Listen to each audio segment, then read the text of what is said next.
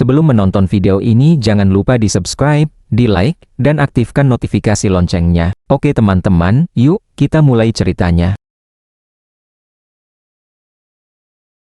Cain Latore, seorang mantan budak yang menjadi pengawal kerajaan, tengah menghembuskan napas terakhirnya sambil melindungi sang kaisar gila yang telah membuat perjanjian dengan iblis. Pada detik-detik terakhir hidupnya, Cain bertanya-tanya bagaimana sejarah akan mengingat dirinya. Apakah ia akan dikenang sebagai ksatria yang setia hingga akhir, atau justru sebagai pecundang bodoh yang gagal mengikuti arus zaman? Tidak satu pun dari pilihan itu tampak menarik baginya. Pemimpin pasukan pemberontak, Hollow Listline, muncul di hadapannya. Dengan suara yang dipenuhi amarah dan kelelahan, Hollow berteriak menanyakan mengapa Cain mengubah arah pedangnya di momen yang paling penting. Cain hanya percaya bahwa lebih baik dirinya menghilang sepenuhnya dari ingatan semua orang. Selama 29 tahun hidupnya sebagai prajurit, Cain menganggap takdir ini sebagai pilihannya sendiri. Ia memohon kepada Hollow yang kala itu adalah bangsawan muda dari keluarga adipati agar tidak memulai pertarungan yang sia-sia. Namun Hollow berteriak dalam kesedihan, menanyakan mengapa Cain tidak melarikan diri dan mengapa ia memilih keputusan seperti ini. Dalam pelukannya, ia memohon agar Cain tetap hidup, agar ia membuka mata sekali lagi. Setelah kematiannya, Cain mendapati dirinya berjalan di bawah langit berbintang, di sebuah ruang luas yang menyerupai lautan yang tak berujung. Ia bertanya-tanya apakah dirinya benar-benar telah mati. Ia merasakan bahwa kebebasan ternyata tidak seindah yang dibayangkan. Sambil mengingat tangisan Hollow untuk dirinya, Cain menenangkan diri dengan berpikir bahwa temannya itu akan baik-baik saja. Namun tiba-tiba, energi yang sangat kuat menghantam dirinya. Seketika jiwanya berpindah ke dalam tubuh seorang bayi yang baru lahir. Ia mendengar suara seorang pria yang menyambutnya ke dunia dengan nama Karen. Dalam keadaan terkejut dan tak percaya, seorang lelaki tua yang mirip dengan versi tua Hollow mengangkatnya dan memujinya karena tidak menangis saat lahir. Ia mengucapkan selamat datang kepada cucunya yang bungsu dan berharap agar ia tumbuh sehat dan kuat. Cain, yang kini menjadi bayi Karen, menitikkan air mata saat menyadari kebenaran yang mengejutkan bahwa dirinya telah terlahir kembali sebagai cucu Hollow Listline. 45 tahun kemudian, 10 tahun telah berlalu bagi Karen Listline, putra tunggal dari Count Valley dan cucu ketiga dari Hollow Listline. Ia tengah mengikuti pelajaran sejarah. Gurunya menjelaskan pandangan sejarawan modern tentang ksatria Cain Latore, pria yang mati bersama sang kaisar jahat. Sang guru menjelaskan bahwa meskipun Cain gagal menghentikan majikannya yang menempuh jalan kejahatan, ia tetap berada di sisinya hingga akhir. Karena itu, hingga hari ini, ia dikenang sebagai simbol kesetiaan. Ketika sang guru menanyakan pendapat Karen, bocah itu malah balik bertanya tentang pandangan gurunya. Guru menjawab dengan pandangan umum, mengutip kisah persahabatan terkenal, bahwa Adipati Hollow berusaha memulihkan kehormatan sahabatnya setelah kematiannya. Namun Karen menyampaikan pandangan yang sepenuhnya berbeda. Ia mengatakan bahwa kakeknya, Hollow, sebenarnya membenci sahabatnya yang telah mati itu. Setelah kematian Cain, ia dengan sengaja memoles dan memalsukan namanya agar terlihat mulia di mata dunia. Guru itu terkejut dan menanyakan apa maksudnya. Karen menjelaskan dengan tenang bahwa kakeknya tidak pernah memaafkan Cain karena memilih mati daripada mengikuti jalannya menuju kejayaan. Ia juga menambahkan bahwa kakeknya telah mengabaikan keinginan Cain yang hanya ingin mati dalam kesunyian, bukan sebagai pahlawan. Guru itu tercengang, tapi teringat catatan tidak resmi yang mengatakan bahwa duel antara Hollow dan Cain berakhir terlalu cepat dibanding kemampuan mereka berdua. Ia pun mulai menganggap dugaan Karen cukup masuk akal. Ia kagum bahwa anak berusia 10 tahun dapat mencapai kesimpulan sedalam itu. Namun di sisi lain, ia juga khawatir bahwa jika pandangan itu dianggap benar, para ksatria adipati mungkin akan memenggal lehernya karena dianggap menghina keluarga bangsawan. Akhirnya, dengan suara gugup, ia berkata bahwa ia belum pernah memikirkan hal seperti itu. Karen pun tertawa kecil dan mengatakan bahwa ia hanya bercanda, sambil bertanya mengapa gurunya tampak begitu kaget. Setelah itu, Karen menenangkan pikirannya. Ia kembali mengingat siapa dirinya Karen Listline, cucu bungsu dari keluarga Adipati Listline. Meskipun butuh waktu untuk memahami memahami semuanya, akhirnya ia benar-benar sadar bahwa dirinya telah bereinkarnasi sebagai cucu dari orang yang dahulu ia lindungi dan lawan Hollow Listline. Ia merasa marah dan penasaran mengapa Hollow, bahkan setelah kematian, berusaha menjadikannya pahlawan besar yang tidak ia inginkan. Suatu hari, Karen menemukan ayahnya, Valley Hollow, sedang berdoa dengan wajah cemas. Setelah pelajaran berakhir, Karen menghampirinya dan bertanya apakah ia khawatir tentang upacara kebangkitan kekuatan sihir yang akan datang. Valley tersenyum lemah dan meminta maaf pada putranya. Ketika Karen bertanya alasannya, Valley menjawab bahwa ia khawatir karena mungkin telah menurunkan batasan dirinya pada sang anak, sebab ia sendiri tidak mampu membangkitkan kekuatan sihir. Namun Karen dengan lembut menenangkannya, berkata bahwa baginya sang ayah adalah yang terbaik, apapun yang orang lain katakan. Valley tersentuh oleh kata-kata itu, meneteskan air mata dan memeluk anaknya dengan hangat. Ia lalu bertanya, "Kau ingin makan apa malam ini?" Karen menjawab dengan semangat, "Tentu saja daging." Malam itu, saat berbaring, Karen merenungi upacara kebangkitan itu. Tiba-tiba, ingatan masa lalunya sebagai Kane kembali, termasuk percakapannya dengan Hollow muda tentang ritual tersebut. Kala itu, Kane tidak memahami konsep upacara kebangkitan. Hollow menjelaskan bahwa ritual itu adalah upaya kuno untuk membangkitkan kekuatan sihir tersembunyi dalam darah keluarga mereka. Namun Kane dengan sinis berkata bahwa ia tidak tertarik pada kekuatan yang diwariskan. Hollow menjelaskan bahwa tidak semua orang bisa terbangun, dan menjadi pewaris utama keluarga tidak semata-mata ditentukan oleh kekuatan. Kemudian, untuk menarik minat Kane, Hollow bercerita bahwa hanya kepala keluarga yang mengetahui rahasia besar yang diwariskan turun-temurun. Kane yang akhirnya penasaran, bertanya apakah rahasia itu adalah harta karun atau buku ajaib yang dapat mengabulkan keinginan. Hollow menjawab dengan penuh misteri bahwa mungkin saja begitu. Kane hanya tertawa kecil dan mengatakan bahwa mimpinya hanyalah hidup tenang di tempat sunyi. Hollow menertawakannya, tapi akhirnya berjanji bahwa jika ia menjadi kepala keluarga suatu hari nanti, ia akan memberitahu Kane tentang rahasia itu. Kini, kembali di masa kini, tubuh Karen mulai dikelilingi energi biru dan kilatan petir. Ia sadar bahwa sebenarnya ia telah lama membangkitkan kekuatan sihirnya. Beberapa hari kemudian, Karen dan keluarganya menaiki kereta berteknologi tinggi menuju kastil keluarga besar, Kastil Biru Listline. Karen terpana melihat keindahan dan kemegahan mesin itu. Ibunya dengan bangga menjelaskan bahwa banyak teknologi di kereta itu bisa ada berkat dukungan finansial dari ayahnya. Ayahnya mencoba merendah, namun ibunya menegaskan bahwa kontribusinya luar biasa. Karen pun mengangguk setuju, dengan bangga menyebut ayahnya luar biasa. Ia memandang keluar jendela, dan di kejauhan tampak benteng megah keluarga Listline. Di sana, kakeknya Hollow Listline menunggu. Karen merasakan campuran emosi, harapan, kebanggaan, dan kemarahan yang membara. Ia masih marah karena Hollow telah mengabaikan keinginannya untuk mati sebagai manusia biasa dan malah menjadikannya legenda. Tanpa sadar, amarahnya memicu keluarnya energi sihir kecil yang membangunkan ayahnya. Dalam hati, Karen bersumpah akan menjadi cucu termasalah dalam sejarah keluarga Listline, seseorang yang akan membuat kakeknya menyesal telah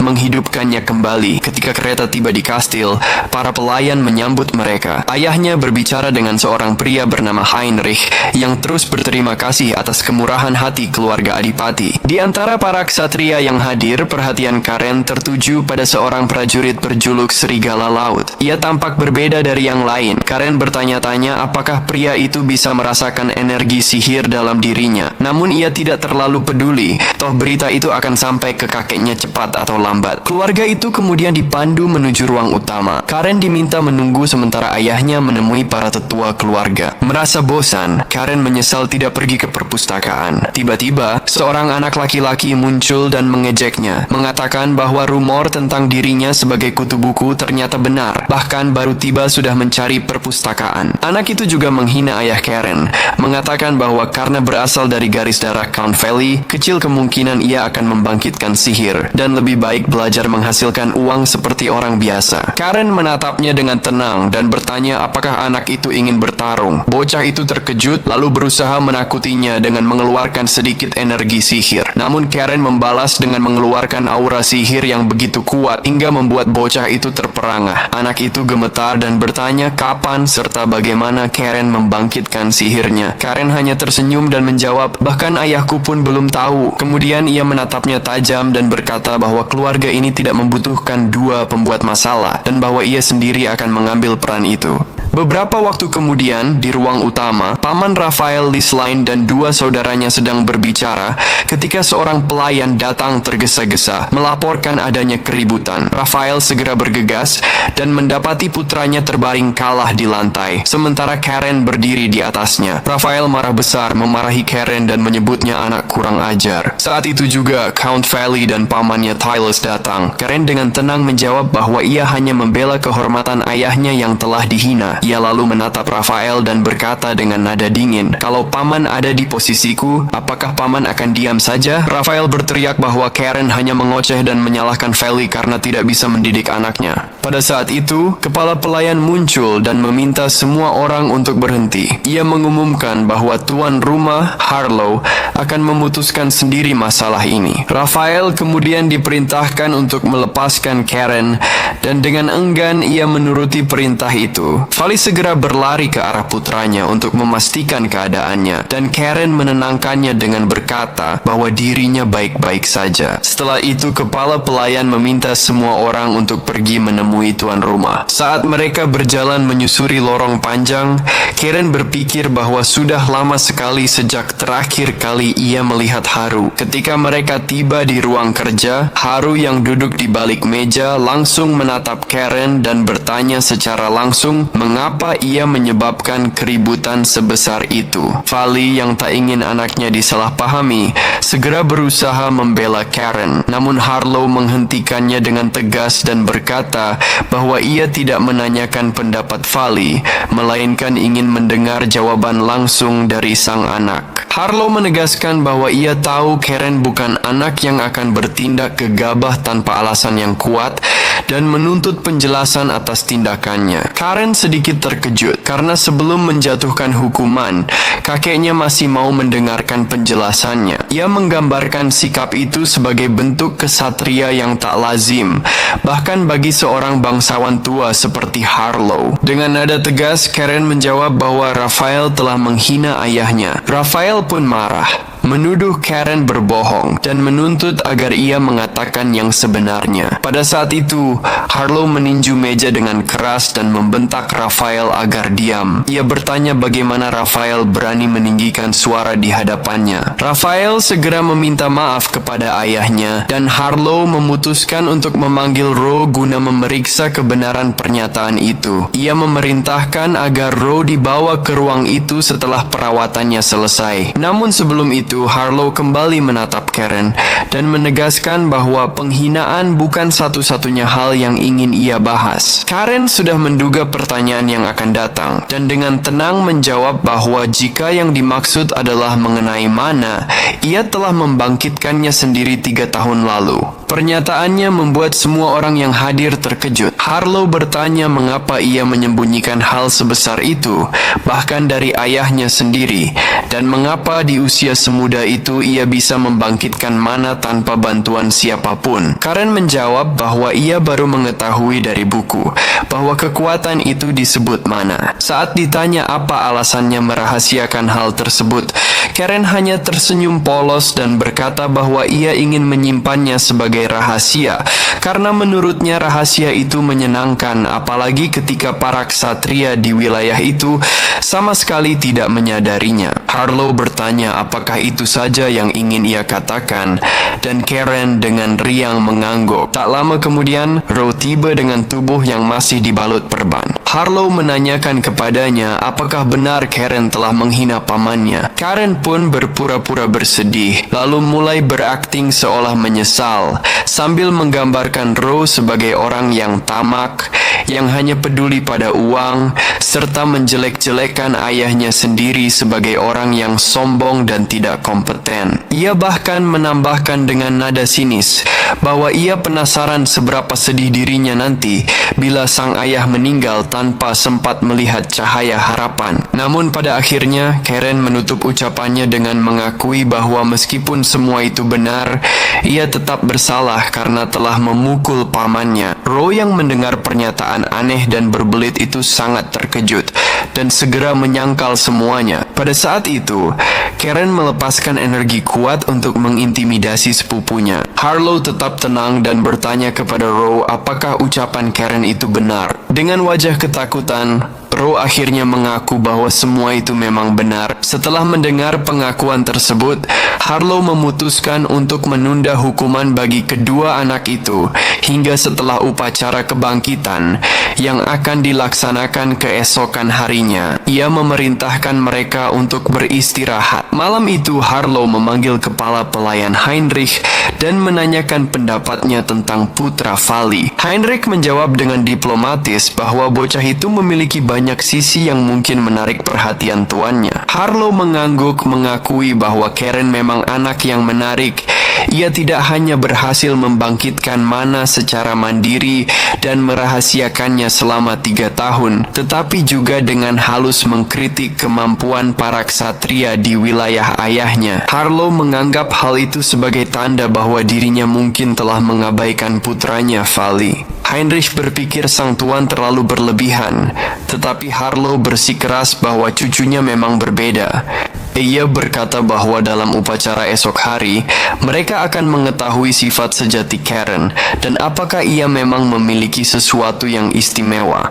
Ia menambahkan bahwa ia sangat ingin tahu apakah cucunya akan berhasil menyelesaikan upacara itu dan apa yang akan diperoleh darinya.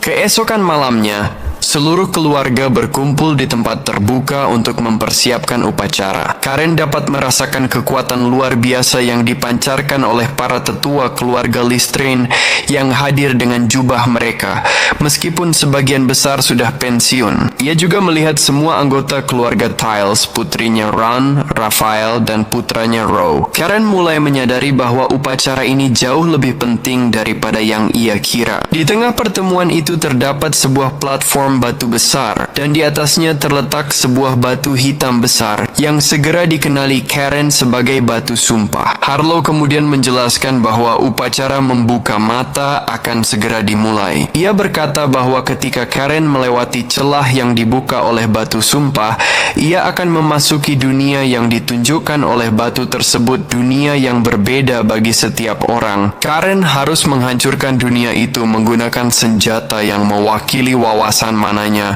untuk menyelesaikan upacara. Setelah memastikan Karen siap, Harlow mengaktifkan batu sumpah menggunakan liontinnya. Seketika, pilar energi biru menjulang ke langit dan celah bercahaya terbuka di udara. Vali menggenggam bahu putranya dengan cemas, menanyakan apakah ia takut dan apakah semuanya akan baik-baik saja. Karen tersenyum dan meyakinkan ayahnya bahwa ia akan baik-baik saja dan pasti kembali. Ia memikirkan tugas yang menantinya menghancurkan dunia menggunakan senjata yang akan ia peroleh dan menganggapnya sebagai hal yang mudah karena menghancurkan sesuatu selalu menjadi keahliannya. Dari kejauhan, Harlow berdoa dalam hati agar cucunya dapat mengatasi rasa takutnya. Begitu Karen melangkah melewati celah, ia mendapati dirinya berada di dalam istana kekaisaran yang tampak familiar namun menakutkan. Istana itu terbakar dan dipenuhi jasad rekan-rekannya yang gugur. Ia marah, bertanya-tanya mengapa batu itu memperlihatkan padanya kenangan menyakitkan seperti ini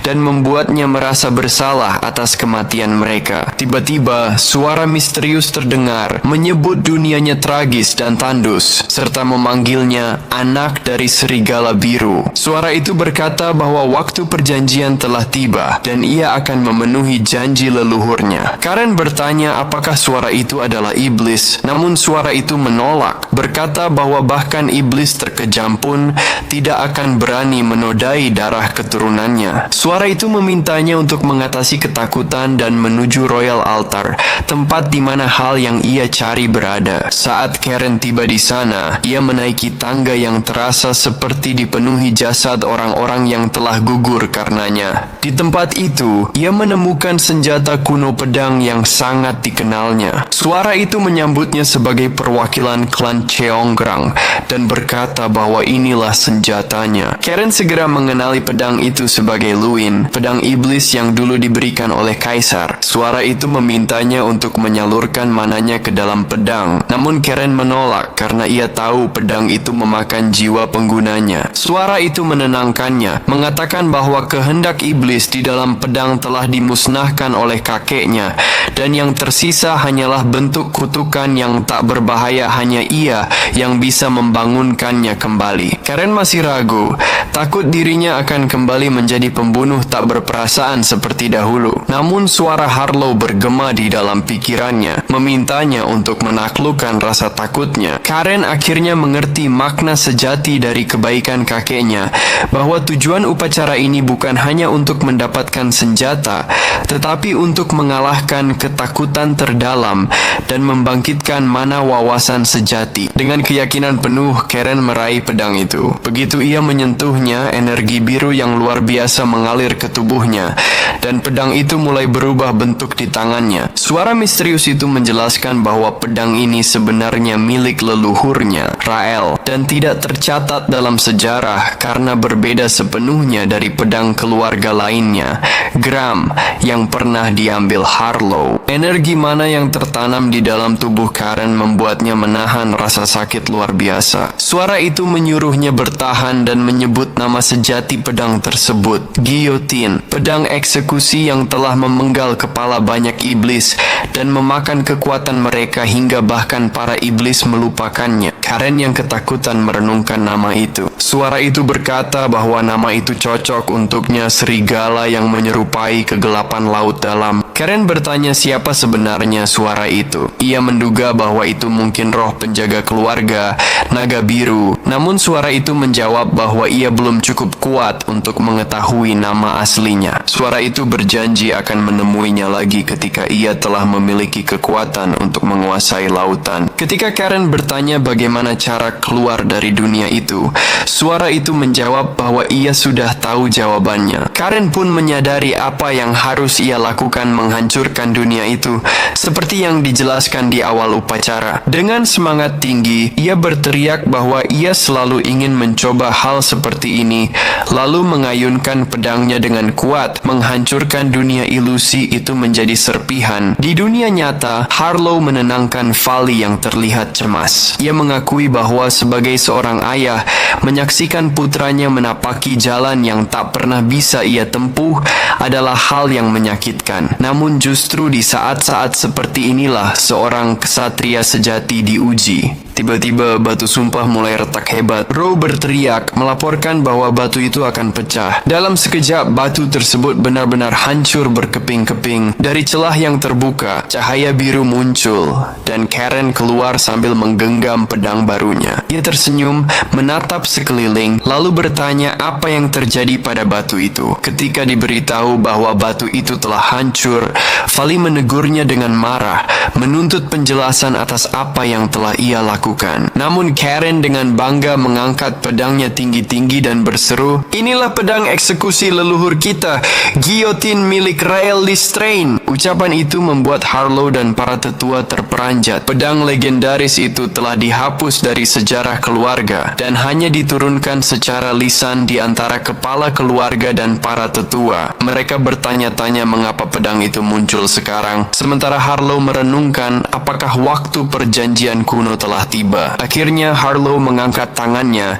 dan dengan suara lantang menyatakan, "Aku, Harlow Listrain, dengan ini mengakui bahwa Karen, putra Vali Listrain, telah dipilih oleh pedang eksekusi Guillotine, dan karena itu berhak menjadi anggota sah dari Cheong Haesong serta pewaris sah keluarga Listrain." Raphael merasa marah mendengar ucapan itu. Ia menentang keras pemberian hak sebesar itu kepada seorang anak kecil. Sementara itu, Vali bergegas memastikan keadaan putranya. Namun Karen meyakinkan ayahnya bahwa ia tidak terluka. Tiles, sang paman, tenggelam dalam pikirannya sendiri. Ia belum pernah memegang pedang legendaris itu, tetapi mengakui bahwa hanya dengan merasakan auranya saja, bulu kuduknya sudah meremang. Dalam hati, Tyles memperingatkan saudaranya, Vali, agar tidak mengkhawatirkan masalah pewarisan. Meski Karen kini berjalan di jalan yang belum pernah ditempuh siapapun sebelumnya, keberadaan putranya tidak akan memengaruhi proses pewarisan tersebut. Setelah itu, Halo menyatakan bahwa upacara kebangkitan telah selesai dan memerintahkan semua orang untuk kembali. Saat mereka hendak pergi, Raphael yang masih marah menghampiri kakaknya, Tyles, dan bertanya apakah ia hanya akan diam saja melihat semua ini. Tyles menjawab dengan tenang, memintanya untuk duduk dan berbicara dengan tenang. Raphael merasa bahkan Tyles yang terkenal serakah kali ini pun merasakan bahaya. Ia marah dan bingung mengapa anak Vali yang dipilih. Namun Tyles menasihatinya bahwa saat ini yang terpenting adalah menghindari pertikaian. Sebelum mereka berpisah, Vali dengan penuh kekhawatiran bertanya kepada putranya, apakah ia akan baik-baik saja sendirian. Heinrich menenangkan Vali dengan mengatakan bahwa benteng keluarga adalah tempat paling aman. Vali setuju bahwa benteng mereka aman dari ancaman luar, namun ia tetap khawatir akan ancaman dari dalam. Meski begitu, ia menambahkan bahwa para saudaranya tidak akan berani bertindak gegabah di hadapan ayah mereka. Tak lama, Heinrich mendekat dan memberitahu bahwa Nyonya Sabina akan mengawasi pelatihan Karen. Mendengar itu, Vali dan Karen merasa lega. Sabina Lisline, adik dari Hello, dikenal karena kemampuannya yang luar biasa dan dijuluki Serigala Putih. Vali menasihati putranya untuk selalu menjaga sopan santun dan Karen berjanji akan melakukannya. Sebelum berangkat, Halo menyampaikan pesan terakhir. Tempat riset keluarga Vali akan dipindahkan ke dalam benteng dan mereka dapat mengunjunginya kapan saja. Vali terharu atas perhatian ayahnya dan berterima kasih kepada Heinrich, mengatakan bahwa hatinya kini tenang. Ia kemudian berpamitan pada Karen, meminta putranya untuk menjaga diri dan tidak ragu mengandalkannya bila perlu. Setelah kereta mereka berangkat, Heinrich menuntun Karen menuju kastel, mengatakan bahwa Lady Sabina sedang menunggunya. Dalam perjalanan, Heinrich memperingatkan Karen agar tidak memanggil Lady Sabina nenek karena ia sangat membenci sebutan itu. Karen mengucapkan terima kasih atas peringatannya, meski ia heran mengapa hal itu begitu penting. Mereka akhirnya tiba di lapangan latihan spirit di Kastel Biru, tempat suci yang hanya boleh dimasuki oleh mereka yang memiliki darah murni keluarga Lisline. Heinrich mengatakan bahwa Lady Sabina sudah menunggu di dalam dan atas permintaan khusus Raphael, sepupunya, Lur, juga hadir. Karen merasa senang mendengarnya lalu masuk ke aula. Heinrich hanya menghela napas pelan sambil bergumam bahwa ketenangan di kastel itu akan segera berakhir. Bahkan sebelum membuka pintu, Karen sudah merasakan kekuatan sihir yang kuat. Begitu masuk, ia memberi salam kepada Serigala Putih dan terdengar suara tajam dari dalam memintanya segera masuk. Karen terkejut melihat penampilan muda Sabina. Wanita itu menyambutnya dan bertanya apakah ia terkejut melihat sosoknya yang berbeda dari bayangan. Sabina tersenyum mengatakan waktu berlalu begitu cepat. Putra kesayangan Vali sudah tumbuh sebesar ini. Karen segera menyadari bahwa awet mudanya berasal dari kemampuan rekonstruksi tubuh dengan energi sihir. Teknik yang hanya bisa dilakukan oleh penyihir tingkat 8 bintang. Sabina memintanya duduk di sampingnya. Karen menurut, lalu berbisik pada sepupunya yang tampak gugup bahwa mereka akan sering bertemu mulai sekarang. Sabina tersenyum mendengar Karen mengetahui gelarnya dan memuji minatnya pada sejarah. Ia mengatakan bahwa Hello benar, Karen memang anak yang menarik. Ketika Karen bertanya apa yang dikatakan kakeknya, Sabina menyampaikan pesan Halo. Dia anak yang luar biasa dan sekarang aku tahu alasannya. Sabina menatap Karen lekat-lekat. Dalam dirinya, ia melihat samudera luas yang belum dijelajahi, kekuatan potensial yang luar biasa besar. Hello pernah memintanya menjadi mercusuar bagi anak itu, cahaya penuntun di tengah samudera tak bertepi. Sabina pun memulai pelatihan. Ia menjelaskan bahwa duduk bersila adalah dasar dari semua meditasi, dan ketika seseorang telah melampaui tahap awal, mereka akan mampu melatih energi bahkan tanpa duduk, seperti dirinya. Ia lalu melepaskan gelombang energi biru yang begitu jernih hingga membuat para murid terkejut. Sabina menjelaskan tentang teknik Samudra Raja, metode membangun dan mengendalikan lautan energi di dalam tubuh. Semakin banyak lautan yang dapat dikendalikan seseorang, semakin besar kekuatannya. Menguasai 8 samudra berarti mencapai tingkat 8 bintang. Sedangkan menyatukan ke-8 samudra menjadi satu samudra raksasa adalah tanda tingkat 9 bintang, dan hanya ada 3 orang di seluruh benua yang mencapainya. Satu di antaranya berada di Kekaisaran. Karen tahu bahwa orang itu adalah kakeknya sendiri. Sabina mengonfirmasi hal itu.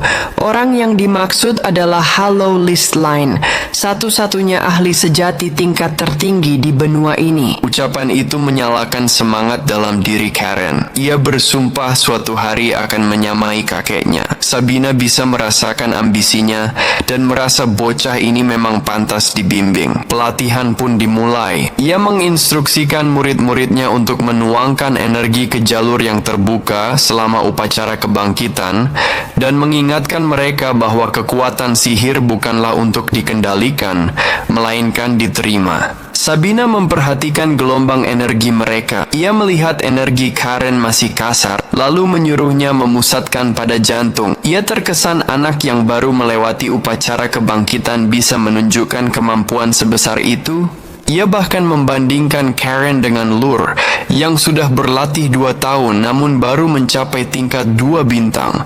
Sedangkan Karen tanpa bantuan mampu menciptakan jalur energinya sendiri. Ketika tubuhnya terasa hampir hancur karena tekanan, Karen menghentikan latihannya sendiri. Sabina awalnya mengira ia kelelahan, namun kemudian menyadari bahwa ia sebenarnya mengatur ritme energinya dengan sangat terampil. Saat itu Lur yang berlatih berlebihan pingsan. Sabina menegurnya dengan keras karena memaksakan diri, lalu menyadari bahwa ia terlalu fokus pada Karen. Ia pun menyesali kelalaiannya. Tugas seorang dewasa adalah mencegah anak-anak bertindak ceroboh dan mencelakai diri mereka sendiri. Karen menatap Lur dengan kecewa dan menyebut tindakannya memalukan. Sabina membenarkan, memuji kemampuan Karen mengenali batas dirinya dan berhenti sebelum terluka. Ia kagum melihat bocah yang memiliki hasrat kuat akan kekuasaan namun juga tahu kapan harus menahan diri. Akhirnya, Sabina berjanji akan menjamin keselamatan Karen selama 3 tahun, memintanya fokus membangun kekuatan agar bisa melindungi diri sendiri. Karen menyetujuinya dengan semangat. Beberapa waktu kemudian, di lapangan latihan, Lur mendekati Karen dan bertanya apakah ia akan menggunakan pedang gilotin miliknya dalam duel. Karen menjawab bahwa pedang itu memiliki sarung khusus pemberian kakeknya yang dapat menekan auranya. Lalu muncul Sir Zerus Winter, komandan dari Order of Sea Wolves, yang akan menjadi guru mereka dalam ilmu pedang. Karen memberi salam dengan sopan, mengetahui bahwa Zerus adalah ahli tingkat 8 bintang. Sir Zerus mengatakan bahwa mereka belum layak disebut Master sampai diakui oleh para Sea Wolves. Karen dengan santai menjawab bahwa itu tidak masalah karena mendapatkan penghormatan lewat kemampuan adalah tradisi keluarga Listline. Zerus terkejut sebab sebagian besar bangsawan akan tersinggung mendengar hal itu. Awalnya ia mengira Karen adalah penerus serius yang telah lama dinanti, namun tak lama kemudian menyadari bahwa bocah itu memiliki keyakinan berlebihan dan mungkin bahkan lebih berbahaya daripada Lur. Sementara itu, Sabina berbicara dengan kakaknya, Hollow. Ia menyinggung kemungkinan bahwa keberadaan Karen dapat memengaruhi pewarisan keluarga, bahkan menjadi ancaman bagi putra Hollow sendiri. Hollow bertanya apakah Sabina benar-benar mengisyaratkan hal itu. Sabina menjelaskan bahwa bila bakat luar biasa Karen diketahui seluruh kekaisaran, maka masa depan pewarisan dan stabilitas keluarga akan berubah. Ia juga mengungkapkan kekhawatirannya tentang meningkatnya jumlah iblis yang muncul dari utara setelah kehancuran Austin, dan bahwa mungkin akhir dari keluarga mereka sudah dekat. Namun Halo menepis kekhawatiran itu dan mengungkapkan ramalan rahasia keluarga. Orang yang menghancurkan batu lama akan mendirikan batu baru seperti leluhur kita dahulu. Sabina menyadari bahwa waktu perjanjian semakin dekat dan bertanya kapan mereka harus memberitahu Karen. Halo menjawab bahwa ia akan melakukannya pada saat yang tepat. Beberapa bulan kemudian, di musim dingin, Vali membaca surat dari putranya. Dalam surat itu, Karen menulis bahwa ia baik-baik saja, telah menguasai bentuk keempat dari dua gaya pedang berbeda, dan berusaha menjaga hubungan baik dengan sepupunya, terutama Lur. Di akhir surat ia bahkan bercanda meminta tambahan uang saku, membuat Vali tersenyum hangat. Dalam percakapannya dengan Heinrich, Vali mengenang betapa ia dulu khawatir meninggalkan Karen di kastel 3 tahun lalu. Heinrich menenangkannya dengan mengatakan bahwa Karen telah beradaptasi dengan baik dan bahkan membuat kastel tidak pernah lagi sepi. Vali berniat menasihati putranya agar tidak menonjol. Namun Heinrich menjawab bijak, permata akan tetap berkilau, bahkan tanpa berusaha. Namun ia juga memperingatkan bahwa keadaan akan segera berubah dan menyembunyikan keberadaan Karen tidak akan mungkin lagi. Sebagai Blue Wolf, Heinrich menambahkan bahwa ia harus terus melaksanakan tugasnya. Yang paling dikhawatirkan Vali adalah bagaimana kakaknya, Raphael, akan bereaksi saat pengaruh Karen semakin besar. Heinrich mengingatkannya kembali bahwa Lady Sabina sangat menyukai Karen. Vali pun tertawa kecil, berkata bahwa rupanya gajinya untuk Sabina tidak sia-sia. Melihat majikannya tampak lebih tenang, Heinrich merasa lega, namun ia tetap cemas karena mendengar bahwa Sabina mungkin akan segera meninggalkan kastel. Heinrich menenangkan Vali dengan mengatakan bahwa Karen kini sudah sangat dekat dengan para Sea Wolves, bahkan mendapat julukan baru dari mereka, Sang Laut Biru yang ganas. Di arena pelatihan, Karen menunjukkan kemajuan luar biasa. Ia menaklukkan Hans, ksatria besar, dengan mudah. Saat Hans menyerah, Karen menegurnya bahwa jika ia membiarkan dirinya dikalahkan oleh kekuatan, maka pedang laut serigala akan menjadi sia-sia. Hans tertawa pahit, mengakui bahwa Karen adalah satu-satunya yang mampu memaksanya bertarung dengan sepenuh tenaga, bahkan tanpa menggunakan energi sihir. Ia menyebut otot Karen sebagai otot balon, membuat semua orang tertawa. Namun Hans juga memperingatkan bahwa dalam waktu dekat,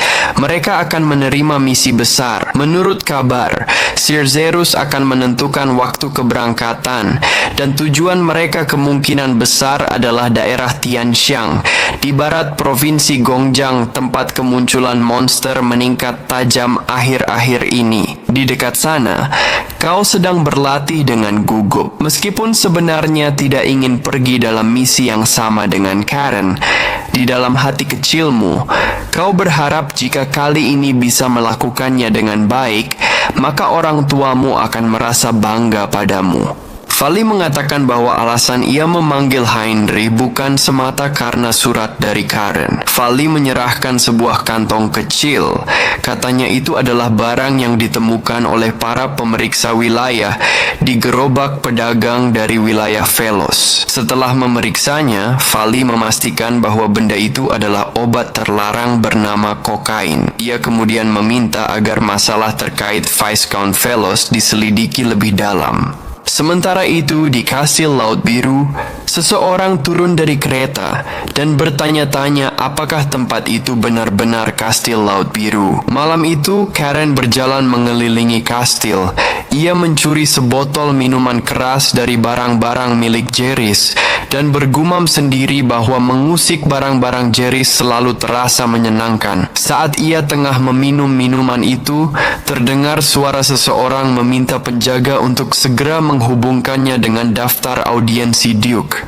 Penjaga menjawab bahwa Duke sedang berada di ibu kota dan tanggung jawab saat ini dipegang oleh komandan ksatria, Jeras. Karen menyela percakapan itu, dan ketika penjaga mengenali dirinya, tamu itu memperkenalkan diri sebagai seorang bangsawan muda bernama Lord Rohan Velos. Rohan berkata bahwa ia pernah mendengar tentang Karen dan tertarik untuk menemuinya secara langsung. Ajudannya menyarankan untuk menemui komandan ksatria terlebih dahulu, namun Karen menolak, mengatakan bahwa jika tamu itu datang secara pribadi dengan urusan mendesak, maka sudah sepantasnya seorang bangsawan sendiri yang mendengarkan. Ia pun memerintahkan penjaga agar menyampaikan pesan kepada Jeras.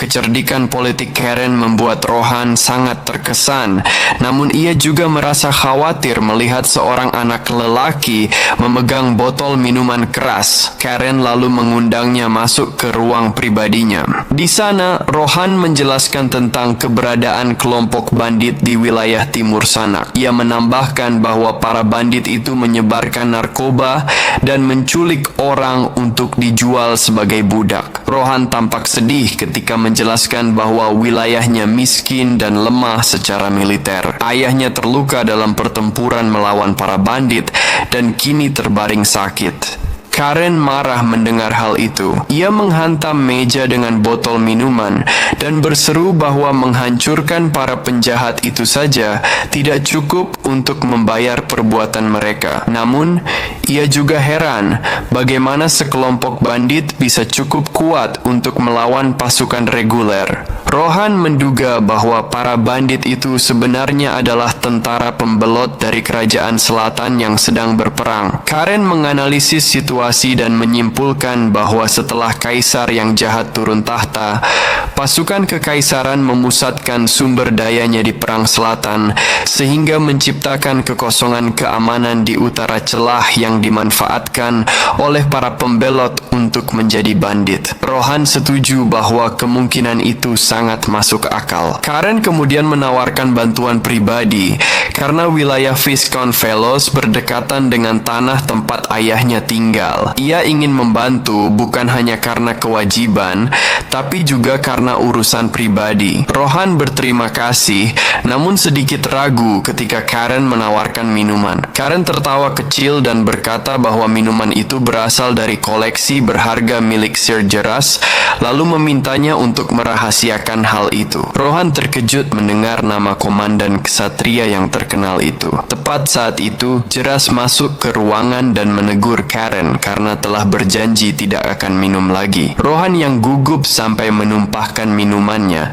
tapi Jeras menenangkannya. Ia mendengarkan penjelasan Rohan tentang ancaman bandit, lalu menyatakan bahwa ia akan segera mengirim pasukan untuk membantu. Karen menawarkan diri untuk ikut dalam misi itu, namun Jeras langsung menolak. Ia menjelaskan bahwa musuh kali ini adalah kelompok terlatih dan mungkin memiliki prajurit berpengalaman. Rohan terkesan dengan kesungguhan Karen, tapi Jeras menegaskan bahwa pertempuran sesungguhnya berbeda dari latihan. Karen berargumen bahwa terlalu melindungi tidaklah baik, tapi Jeras menjawab bahwa lebih baik menghadapi bahaya yang diketahui daripada yang tidak pasti. Karen tersenyum licik dan berkata, "Kalau aku punya tawaran yang tidak bisa kau tolak, bagaimana?" Beberapa hari kemudian, di stasiun kereta, Roar terkejut karena dipaksa ikut serta dalam misi itu. Karen tampak gembira. Ini adalah misi pertama mereka bersama. Jeras yang melihat kejadian itu baru sadar bahwa ia telah tertipu. Karen telah menggunakan Lady Sabina sebagai umpan agar ia setuju. Meski demikian, Jeras akhirnya berpikir mungkin ini yang terbaik,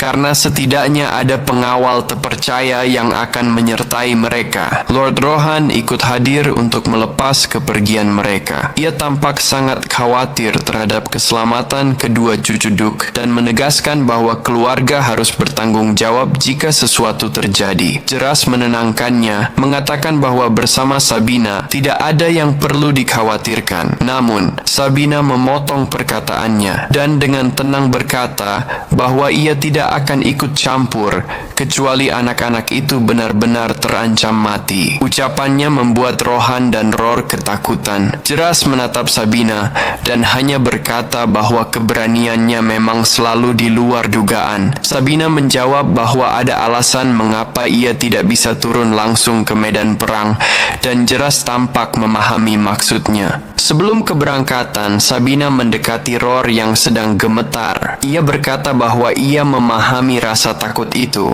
tapi menasihatinya untuk menganggap misi ini sebagai kesempatan untuk membuktikan kesungguhan dari 3 tahun latihan, serta menjadi langkah untuk diakui sebagai anggota Blue Wolf.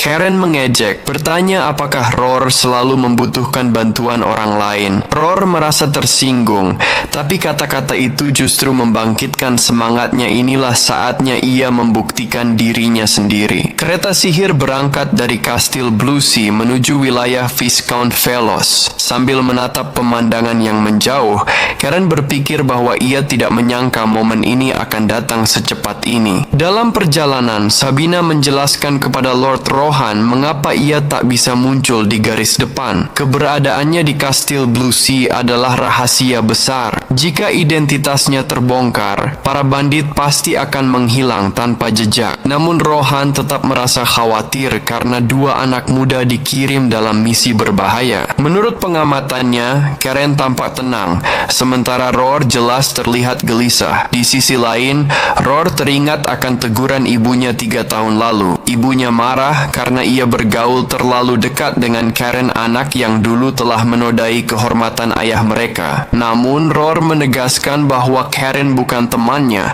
melainkan saingannya. Saat ia diam saja, ibunya menyebutnya anak lemah. Akhirnya, Roar berkata bahwa Karen bukanlah rival, melainkan tujuannya seseorang yang membuatnya terus berusaha maju. Ia mengakui bahwa di usia 13 tahun, Karen sudah mencapai tingkat 4 bintang.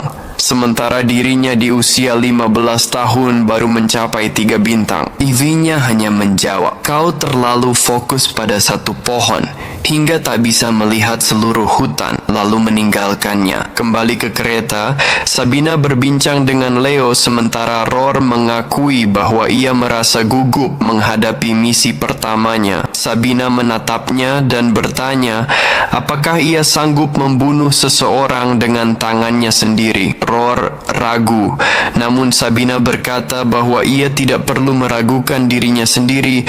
Ia tahu betapa kerasnya Roar berlatih karena dialah yang melatihnya selama ini. Tersentuh, Roar memanggilnya guru. Sabina tersenyum dan berkata bahwa selama misi, mereka akan saling memanggil dengan sebutan guru dan murid. Ketika kereta diberitahu akan tiba dalam 20 menit, Sabina memutuskan untuk melompat lebih dulu guna mengamati situasi di depan. Rohan terkejut, memperingatkan bahwa melompat dari kereta yang sedang bergerak sangat berbahaya. Namun Sabina menjawab bahwa keponakan-keponakannya akan memantau dari jauh, jadi ia tidak perlu khawatir akan disalahkan. Karen terkagum dengan keberaniannya, dan Sabina pun melompat dari kereta dengan sigap. Rohan dan Roar hanya bisa saling berpandangan, kagum dengan keberanian keluarga Lystron.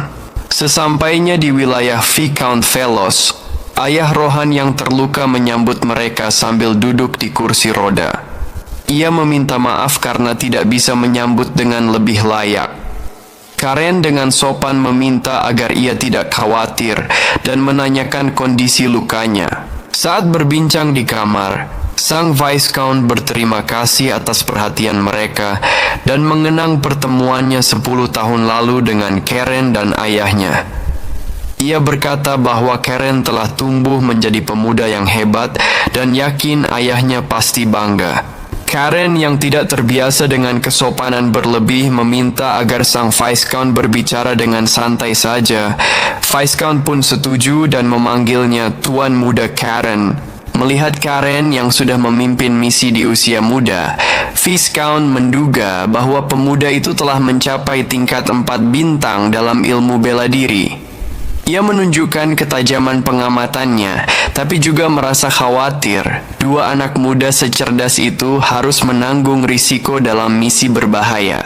Karen menjawab bahwa ia memahami kekhawatirannya, tapi kegagalan bukanlah pilihan, karena hal itu akan menodai kehormatan Blue Wolf. Ia kemudian menatap Roar untuk memastikan, dan dengan enggan, Roar menjawab bahwa mereka pasti akan berhasil. Viscount tersenyum terhibur oleh keyakinan mereka, lalu berkata bahwa ia telah menyiapkan seorang pemandu untuk menemani mereka. Mereka pun berangkat menuju pegunungan bersalju. Di perjalanan, Karen menggoda Roar, menanyakan apakah ia sudah lelah, namun Roar hanya diam dan menyatakan bahwa ia tidak mempercayai pemandu itu. Ia menilai tidak ada jaminan bahwa orang itu tidak bekerja sama dengan para bandit. Karen tersenyum sinis dan memujinya karena akhirnya mulai berpikir kritis. Ia kemudian mengakui bahwa kecurigaan Roar benar pemandu. Itu kemungkinan besar memang anggota bandit. Roar terkejut dan bertanya bagaimana Karen tahu. Karen menjawab bahwa ia mendengar percakapan antara Rohan dan bawahannya. Dalam ingatan itu, ajudan Rohan bertanya bagaimana mereka akan menemukan markas bandit, dan Rohan menjawab bahwa mereka harus memanfaatkan seorang pengkhianat dari wilayah sendiri. Roar bertanya kenapa Karen tidak memberitahunya lebih awal. Karen hanya menjawab bahwa ia terlalu tegang sepanjang hari. Ia kemudian menjelaskan bahwa pengkhianat itu sengaja dibiarkan hidup agar menjadi umpan, dan mereka berdua sebagai bangsawan muda hanyalah alat untuk memancing bandit keluar, karena penculikan mereka akan menghasilkan tebusan besar. Karen menegaskan bahwa fakta bahwa pengkhianat itu belum dihukum menunjukkan betapa gentingnya situasi sebenarnya. Tak lama kemudian, pemandu itu membawa mereka ke sebuah penyergapan. Kepala bandit memberi imbalan tambahan karena target mereka ternyata adalah dua bangsawan muda. Salah satu anak buahnya berkata bahwa dua anak itu takkan mudah ditangkap begitu saja. Karen dan Roar bersiap bertarung. Dengan penuh amarah, Karen berteriak bahwa ia tidak akan pernah memaafkan siapapun yang berani menyebarkan narkoba di tanah milik ayahnya.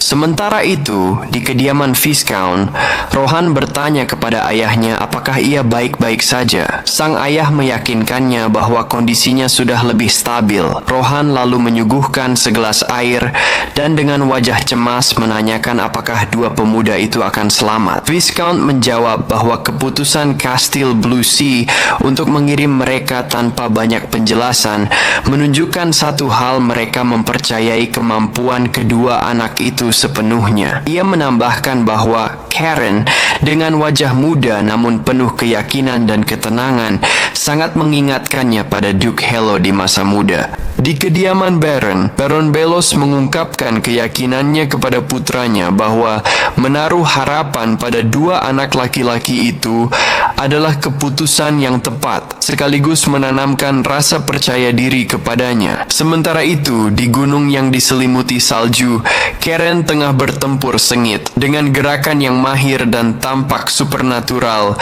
ia menebas leher para bandit satu persatu. Roar yang menyaksikan dari kejauhan terkejut dan ketakutan. Dalam hatinya menganggap bahwa Karen bukan manusia biasa, melainkan monster sungguhan. Pemimpin bandit pun menyadari bahwa lawan mereka bukan orang biasa. Ia dengan hati-hati memerintahkan dua bawahannya untuk mundur dan memberitahu pasukan utama. Namun karena gengsi, kepala bandit memutuskan untuk tidak mundur dan bertekad tidak akan kalah dari anak laki-laki itu. Tubuhnya pun diliputi aura merah menyala sebelum ia menerjang Karen. Namun Karen dengan tenang menyambut serangan itu. Ia mengeluarkan seruan pertempuran dan dalam satu tebasan yang kuat membelah tubuh sang pemimpin menjadi dua. Roar terkejut melihatnya, namun Karen hanya berkata dengan tenang bahwa itu hanyalah serangan kebetulan. Ia bahkan mengeluh karena darah musuh telah mengotori pakaiannya. Salah satu bandit yang masih hidup bernama Orha gemetar ketakutan setelah menyaksikan kekuatan Karen dan aura tajam yang memancar dari pedangnya. Tak sanggup melawan, ia pun segera menyerah. Karen menatapnya dengan senyum licik dan bertanya apakah ia memiliki tali, lalu memerintahkannya untuk membawanya. Roar terkejut melihat hal itu. Karen kemudian menyuruh Orha untuk mengikat dirinya dan Roar, serta memberikan kembali pedang mereka. Ketika Roar bertanya alasan dibalik tindakan itu, Karen menjelaskan bahwa agar sandera mereka tampak lebih meyakinkan karena dua bangsawan bersenjata yang tertangkap oleh satu orang bandit jelas tak masuk akal. Saat mereka berjalan, Karen mulai menginterogasi Orha. Ketakutan, Orha mengaku bahwa mereka adalah pembelot dari kerajaan Kaius yang berada di wilayah selatan yang dilanda perang. Karen kemudian menanyakan berapa banyak orang yang ada di benteng mereka. Orha menjawab bahwa ada sekitar 130 orang, termasuk 2 penyihir dan beberapa ksatria kehormatan. Namun setelah berkata demikian, Orha menyadari kesalahannya. Ia akhirnya paham bahwa 2 anak muda di depannya bukanlah bangsawan biasa, melainkan penerus dari keluarga besar Liston. Karen sendiri menilai cerita Orha janggal. Ia merasa aneh mengapa penyihir elit bisa bekerja bersama prajurit biasa dan mengapa mereka memilih wilayah miskin Baron Belos untuk dijarah. Akhirnya ia menyimpulkan bahwa cerita itu tidak masuk akal dan memutuskan untuk memeriksa kebenarannya sendiri. Setibanya di markas bandit, para penjaga terkejut melihat Orha datang membawa 2 tawanan bangsawan. Mereka bertanya mengapa ia kembali sendirian sambil membawa senjata. Orha berdalih bahwa senjata itu adalah rampasan dari para bangsawan muda, sementara rekan-rekannya sedang mengejar pelarian. Para penjaga menertawakannya, namun tetap membukakan pintu. Begitu masuk, Karen bergumam bahwa para pembelot ini tampak ceroboh. Namun seketika, ia merasakan kekuatan aneh yang membuatnya waspada. Pedang gilotin miliknya mulai bereaksi. Tak lama kemudian, ia menemukan sumber rasa tidak tenang. Itu bangkai burung yang digantung sebagai persembahan dan sebuah lingkaran sihir hitam besar di tanah. Karen segera memerintahkan Orha untuk melepaskannya dan mengembalikan pedangnya. Ia juga memperingatkan Roar agar bersiap karena sesuatu yang berbahaya akan segera terjadi. Benar saja, lingkaran sihir itu aktif, dan dari tanah muncul pasukan tengkorak bersenjata.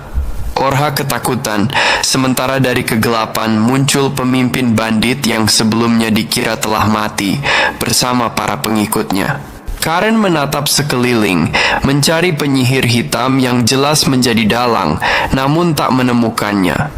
Ia menyimpulkan bahwa penyihir itu bersembunyi di tempat lain. Karen lalu mengambil Orha sebagai sandera, menodongkan pedang ke lehernya, dan mengancam akan membunuhnya bila para bandit menyerang.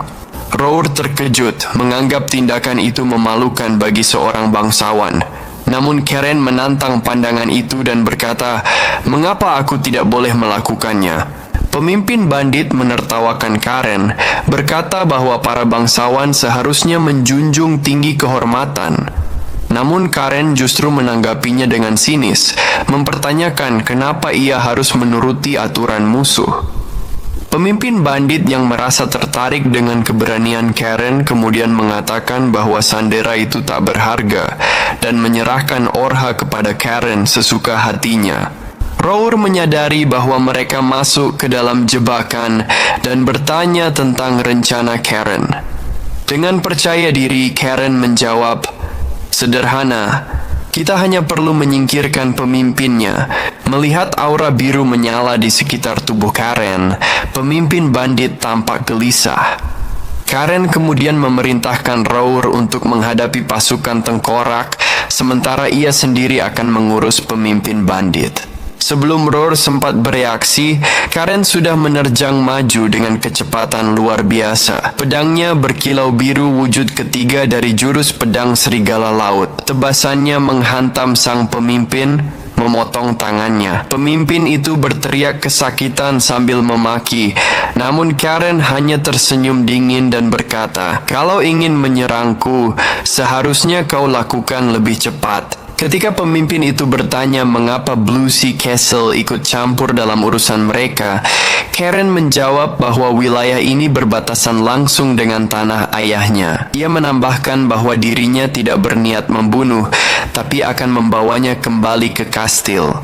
Sementara itu, Raur bertarung dengan pasukan tengkorak dan menunjukkan kemampuan luar biasa. Dari kejauhan, Karen memperhatikannya sambil memberi semangat agar ia terus bertarung dengan kekuatan murni sesuai ajaran pedang serigala laut. Karen kemudian kembali ke pemimpin bandit yang terluka parah, yang memperkenalkan dirinya sebagai Michael Knox. Setelah memastikan identitasnya, Karen dengan kejam menusuk kakinya untuk memaksanya menyerah. Dengan senyum dingin, ia memerintah Michael agar menyuruh anak buahnya meletakkan senjata. Dalam rasa sakit, Michael pun menuruti perintah itu. Michael menggerutu karena kalah dari dua anak muda, namun memperingatkan bahwa jika mereka datang, bahkan keluarga Liston pun takkan bisa menandingi mereka. Karen menebak bahwa Michael menaruh harapan pada para penyihir hitam, lalu mencibirnya. "Kau pikir keluarga Liston hanya akan mengirim dua anak kecil?" katanya. Ia juga menambahkan bahwa lingkaran sihir telah lenyap, yang berarti penyihir-penyihir itu pastilah memiliki pelindung kuat. Tiba-tiba,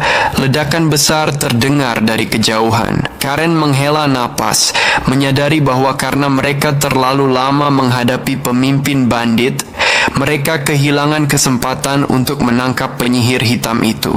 Saat itu, Safina muncul membawa kepala penyihir hitam yang telah terpenggal. Raur terkejut dan merasa jijik melihatnya. Safina dengan dingin menyatakan bahwa misi mereka gagal karena kehilangan target utama yang hidup. Karen, tanpa merasa bersalah, bertanya apakah bibinya terkesan dengan caranya menyelesaikan masalah. Safina menatapnya dengan kesal, lalu memukuli pemimpin bandit hingga pingsan sambil memarahinya karena bertindak gegabah seperti kakaknya dulu. Ia mengakui bahwa keberanian Karen layak dipuji sebagai anggota keluarga Liston, tetapi menegaskan bahwa menggunakan sandera bukanlah cara yang terhormat. Ketika Karen menjelaskan bahwa ia ingin memanfaatkan kelemahan musuh karena takkan ada yang menyangka bangsawan akan menggunakan cara seperti itu, Safina malah tertawa dan menyebutnya anak gila yang menarik. Pemimpin bandit yang terluka pun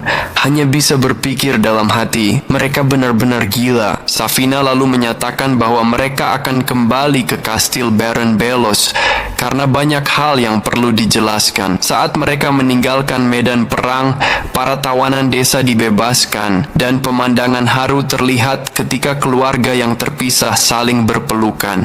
Karen memperhatikan Orha yang berdiri di tepi, tampak menyesal. Dengan nada sinis, ia bertanya apakah Orha merasa bersalah. Ia kemudian menambahkan bahwa belum saatnya untuk itu, karena Orha mungkin akan berakhir di penjara Tuan Tanah. Namun ia memutuskan bahwa Orha dan Mikhail akan dibawa ke kastil Laut Biru untuk diadili. Ketika Roar bertanya apakah aman membiarkan Orha tidak diikat, Karen menjawab bahwa mereka membutuhkan bantuannya untuk membawa pemimpin yang terluka, namun memperingatkan agar tetap waspada.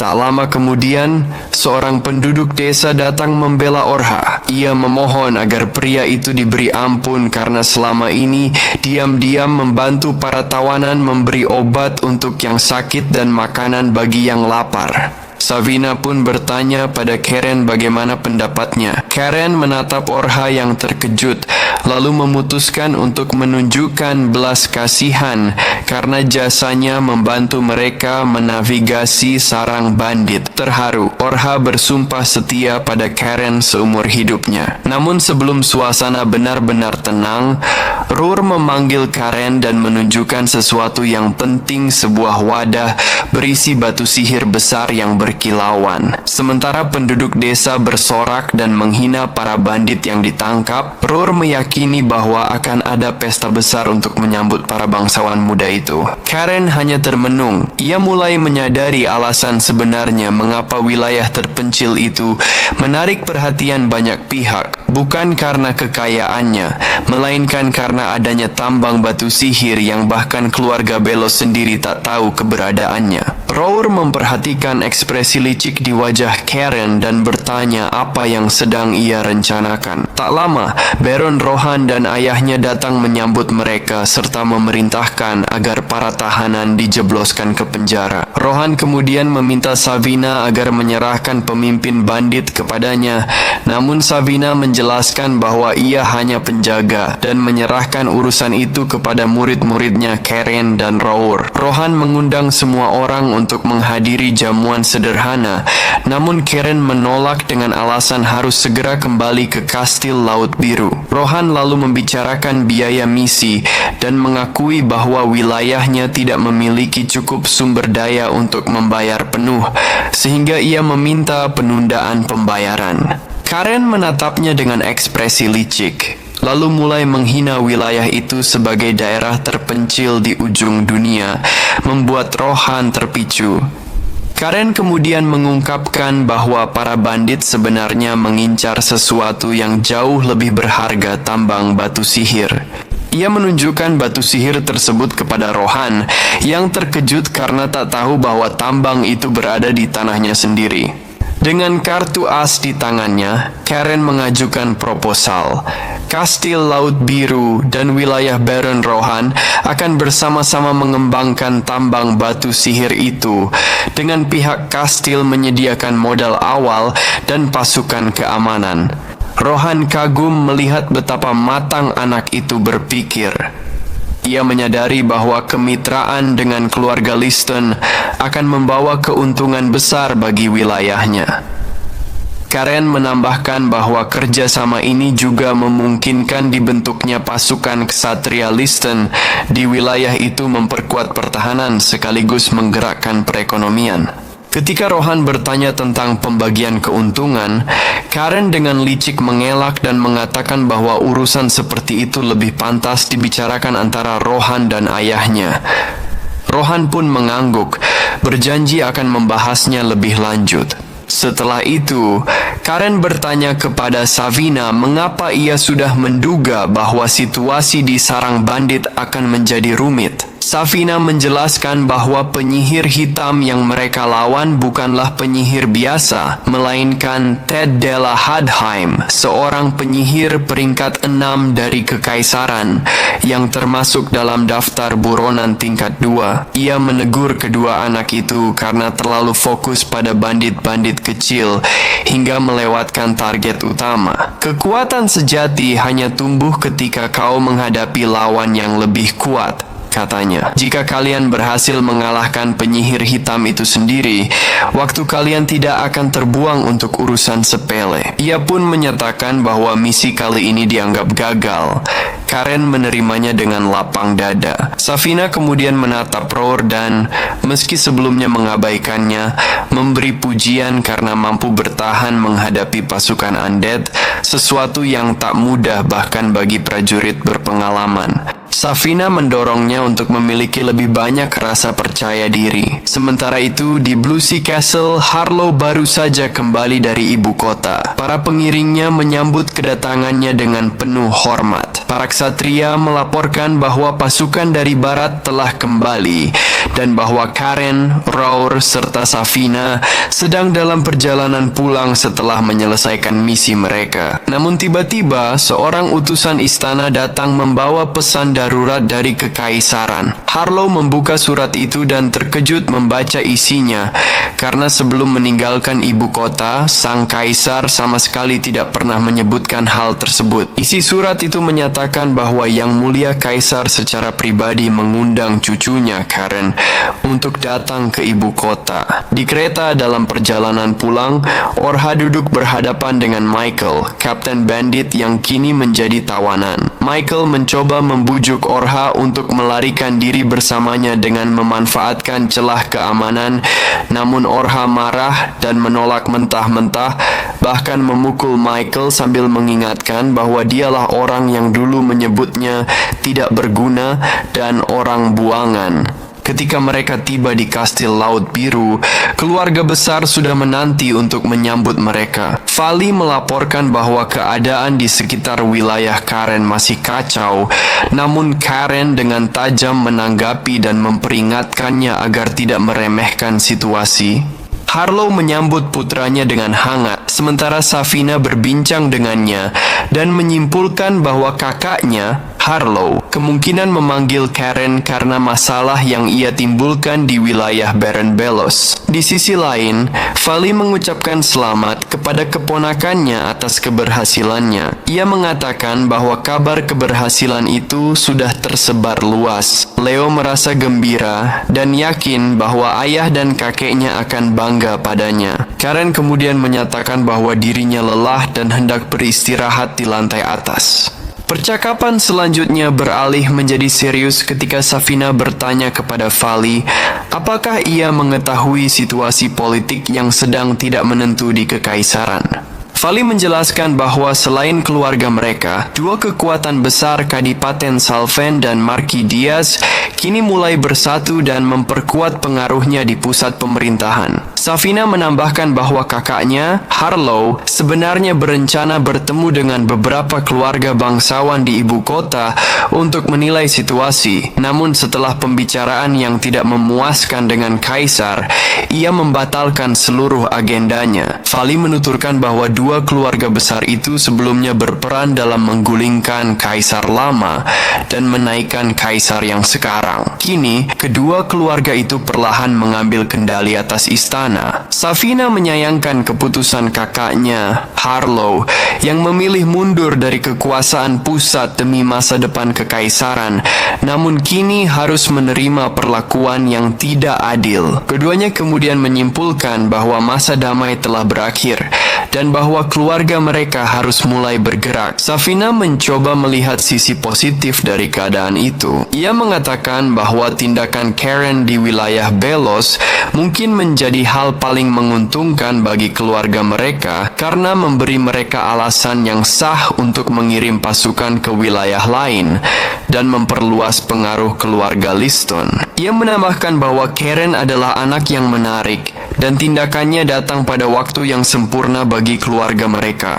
Fali menegur bibinya karena terlalu memuji Karen, namun Safina menjawab dingin, "Itu bukan pujian, itu pengamatan." Tak lama kemudian, Sir Geras datang menyambut mereka, memuji keberhasilan mereka dalam menumpas para bandit yang melarikan diri. Ia segera memerintahkan agar Orha membawa kepala bandit untuk diinterogasi dan bersumpah akan mengorek semua informasi yang mungkin didapat. Ketika Geras bertanya tentang status Orha, Karen menjelaskan bahwa untuk sementara waktu Orha akan dianggap sebagai bandit, namun karena jasanya sebagai informan, ia harus diperlakukan dengan baik dan nantinya akan dibebaskan. Ia juga menyatakan niatnya untuk menjadikan Orha sebagai pelayan pribadinya, dan Geras pun menyetujui hal itu. Ketika kedua anak laki-laki itu hendak beristirahat, Geras menghentikan mereka dan mengatakan bahwa tugas mereka belum selesai. Karen bertanya sejak kapan Geras tiba,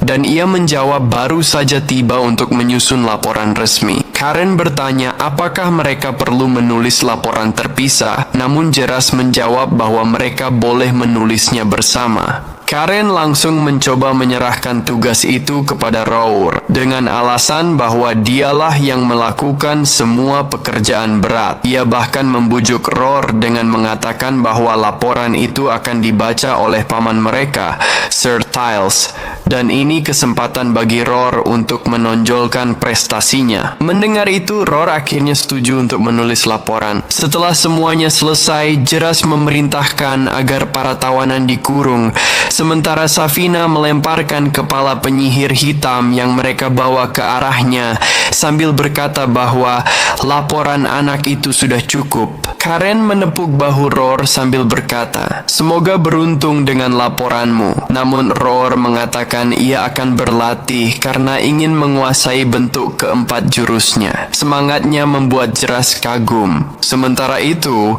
Harlow mengadakan rapat keluarga darurat. Ia menjelaskan bahwa rapat itu diadakan karena informasi penting yang diperoleh saat menumpas iblis-iblis di sekitar kastil. Ia memerintahkan pelayannya, Heinrich, untuk memanggil komandan ksatria. Ketika Jeras datang, ia memperlihatkan potongan kulit iblis kepada Harlow. Harlow mengatakan bahwa potongan itu ditemukan di wilayah barat Cheongye. Ia menambahkan bahwa aura gelap di dalam kulit itu bukan aura biasa, melainkan milik kaisar yang telah jatuh ke kegelapan. Harlow menyimpulkan dua kemungkinan. Entah itu sisa kehendak dari kaisar yang telah mati, atau kaisar yang jatuh itu masih hidup. Ia juga menjelaskan bahwa peristiwa itu tampaknya berhubungan dengan situasi yang terjadi di kekaisaran. Selain itu, Harlow mengungkapkan perkembangan baru insiden di wilayah Baron Belos sudah sampai ke telinga kaisar. Dan kini kaisar secara pribadi mengundang Karen ke ibu kota. Harlow mengumumkan bahwa ia berencana mengirim Error dan pasukan Silver Wolf Knights untuk menemani Karen. Namun ia menegaskan bahwa keputusan tetap ada di tangan Karen karena ia masih muda. Namun, sebelum keputusan dibuat, Harlow ingin mengetahui apa yang dipikirkan Karen ketika membuat kesepakatan dengan keluarga Belos. Ia pun memerintahkan agar Karen dipanggil ke ruang rapat. Jeras kemudian menemukan Karen sedang bermeditasi di ruang pelatihan. Karen bertanya kapan Jeras tiba, dan ia menjawab baru saja datang. Karen menatapnya tajam dan berkata bahwa selain keluarga, hanya Jeras yang boleh memasuki ruang itu, dan ia tidak ingat Jeras pernah melakukannya sebelumnya. Ini menandakan sesuatu yang mendesak. Jeras menjelaskan bahwa ia datang untuk memberitahu bahwa Karen telah dipanggil ke rapat keluarga untuk membahas perjalanan ke ibu kota. Ia menambahkan bahwa kepala keluarga, Sir Harlow, ingin menyampaikan rincian langsung ketika Karen tiba. Dalam rapat, Harlow memuji keberhasilan misi Karen. Namun kemudian ia menanyai Karen mengapa bertindak semaunya sendiri dan membuat kesepakatan dengan keluarga Belos tanpa izin, serta apakah ia mempertimbangkan bahwa tindakannya bisa dianggap menghina keluarga Belos. Karen menyadari bahwa itu bukan pujian, melainkan interogasi. Namun ia membela diri dengan mengatakan bahwa ia hanya memberikan satu tawaran dan pihak Belos menerimanya secara sukarela. Di hadapan kakeknya, Karen menjelaskan bahwa menurutnya ada hal yang lebih penting dari etika bangsawan. Ketika Harlow bertanya apa hal itu, Karen menjawab dengan tegas, kehormatan keluarga. Jawaban itu meninggalkan kesan mendalam bagi Harlow. Ia menyadari bahwa Karen tidak menyombongkan keuntungan yang ia bawa, melainkan menempatkan kepentingan keluarga di atas segalanya, sesuatu yang ia anggap sebagai tindakan terpuji. Harlow kemudian mengumumkan keputusannya. Ia mengakui bahwa kesepakatan yang dibuat Karen akan membawa keuntungan besar bagi keluarga, dan ia menugaskan Vali untuk melakukan negosiasi resmi. Vali dijadwalkan berangkat ke wilayah Belos pada pagi berikutnya. Harlow juga menyinggung surat dari Kaisar, mengonfirmasi bahwa Karen secara resmi diundang ke ibu kota. Karen menduga bahwa surat itu sudah tiba bahkan sebelum Harlow pulang ke kastil, dan bertanya-tanya apakah jaringan informasi Kaisar benar-benar secepat itu. Ia lalu menyimpulkan bahwa undangan itu mungkin bukan keinginan pribadi Kaisar, melainkan hasil manipulasi para bangsawan kuat yang mengendalikan istana. Harlow memberi Karen pilihan untuk menolak undangan itu. Namun Karen menjawab dengan tegas bahwa karena kaisar sendiri yang memanggilnya, maka ia wajib datang dan menambahkan bahwa ini juga kesempatan baginya untuk bertemu kembali dengan kakek dari pihak ibu. Ketika ditanya apakah ia akan pergi sendirian, Harlow menjelaskan bahwa Roar akan ikut bersamanya, ditemani pasukan Hans sebagai pengawal. Karen bertanya mengapa ia memerlukan pengawal jika akan pergi ke tempat kakeknya sendiri. Harlow tersenyum dan menjawab, "Mereka bukan dikirim untuk melindungimu, tapi untuk mengendalikan masalah yang mungkin kau timbulkan." Ia kemudian mengumumkan bahwa keberangkatan mereka akan dilakukan 3 hari lagi. Beberapa hari kemudian, Vali menyelesaikan negosiasi dengan keluarga Belos. Mereka sepakat membagi hasil tambang batu sihir, 80% untuk keluarga Liston dan 20% untuk keluarga Belos. Namun Vali terkejut dengan satu syarat tambahan. Belos meminta agar 5% dari saham mereka diberikan kepada pihak ketiga. Ketika ia menanyakan alasannya kepada Rohan yang merupakan bangsawan muda berbakat lulusan Akademi Kekaisaran, Rohan menjawab jujur bahwa bagian itu adalah investasi untuk mendapatkan dukungan para serigala muda dari Blue Sea Castle. Vali merasa syarat itu arogan dan kurang ajar, tetapi juga mengakui keberanian Rohan dalam bernegosiasi. Akhirnya, 2 anak muda Karen dan Roar dipanggil untuk menyetujui kerjasama tersebut. Mereka menerima tawaran itu, dan Rohan mengungkapkan rasa hormatnya atas kemitraan yang terjalin antara 2 keluarga besar. Sebelum berangkat, Roar bertanya kepada Karen bagaimana mereka akan membagi 5% bagian saham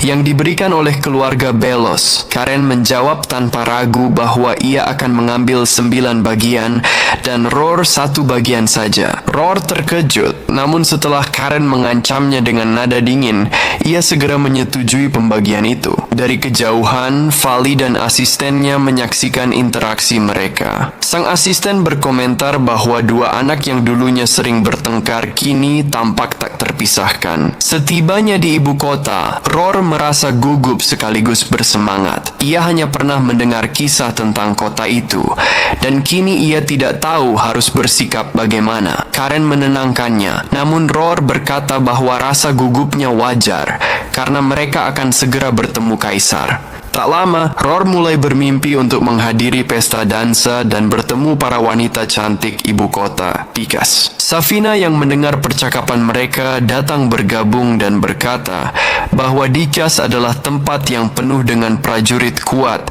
dan pengalaman menarik. Ia lalu mengangkat gelas anggur untuk merayakan keberhasilan misi pertama mereka.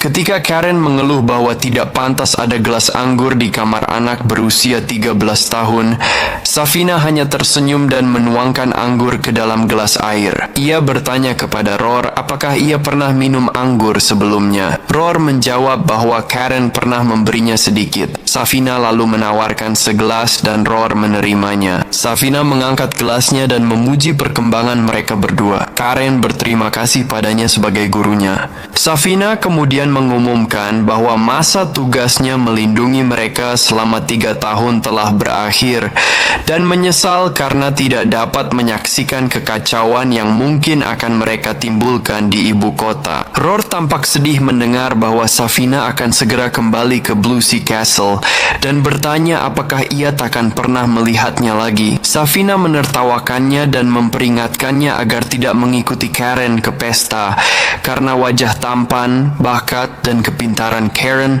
pasti akan menarik semua perhatian. Roar yang panik memohon agar Karen tidak merusak peluangnya mencari calon istri, dan Karen hanya menatapnya sambil berkata, "Dasar bodoh." Ia lalu menyuruh Roar diam dan melanjutkan minumnya. Sementara itu, di Kastil Blue Sea, Vali melaporkan kepada Harlow bahwa negosiasi dengan keluarga Belos telah berjalan lancar. Harlow terkejut mendengar bahwa keluarga Belos memberikan sebagian kecil saham kepada Karen dan Roar.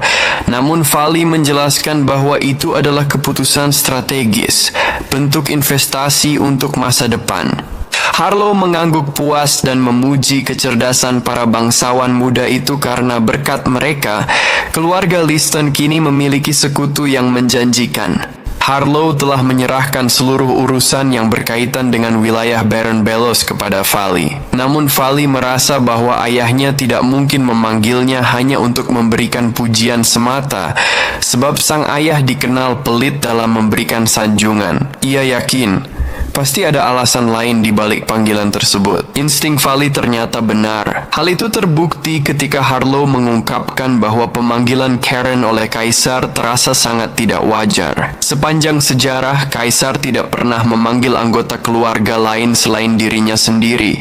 Dalam percakapannya dengan Vali, Harlow juga mengutarakan pengamatan yang membuatnya resah. Ia berkata bahwa bahkan dalam pertemuan pribadi terakhirnya dengan Kaisar, ia masih bisa melihat rasa takut di mata sang penguasa. Dari situ, Harlow menyimpulkan bahwa rasa takut Kaisar terhadap dirinya menandakan adanya pengaruh pihak luar di balik pemanggilan Karen. Vali setuju bahwa persoalan ini mengandung motif politik yang kuat. Ia pun bertanya-tanya, mengapa Harlow tidak menolak permintaan Kaisar dalam situasi politik yang rumit seperti ini? Harlow menjawab dengan tenang. Ia mengatakan bahwa alasannya tidak menolak adalah karena ia ingin mengetahui sejauh mana potensi cucunya, Karen. Ia menambahkan, Karen telah terpilih oleh Guillotine, pendiri leluhur keluarga mereka, sebuah tanda bahwa pemuda itu ditakdirkan untuk berdiri di pusat keluarga. Karena itu, ia akan menghadapi banyak ujian dan tantangan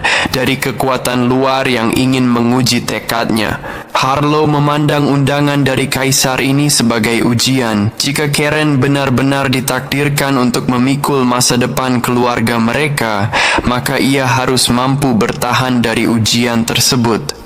Kemudian, Harlow bertanya kepada Vali apakah ia merasa khawatir. Vali, yang sempat terharu, segera meneguhkan hati dan dengan yakin menyatakan kepercayaannya pada putranya. Reaksi itu membuat Harlow tersenyum puas, menyebutnya sebagai jawaban yang luar biasa. Keesokan harinya, Safina bersiap untuk kembali ke Bukai. Ketika Sir Geras menanyakan apakah ia ingin berpamitan kepada para pemuda, Safina menjawab tidak perlu. Menurutnya, ia sudah menghabiskan malam sebelumnya bersama mereka, mencuri anggur dan bersenang-senang hingga larut.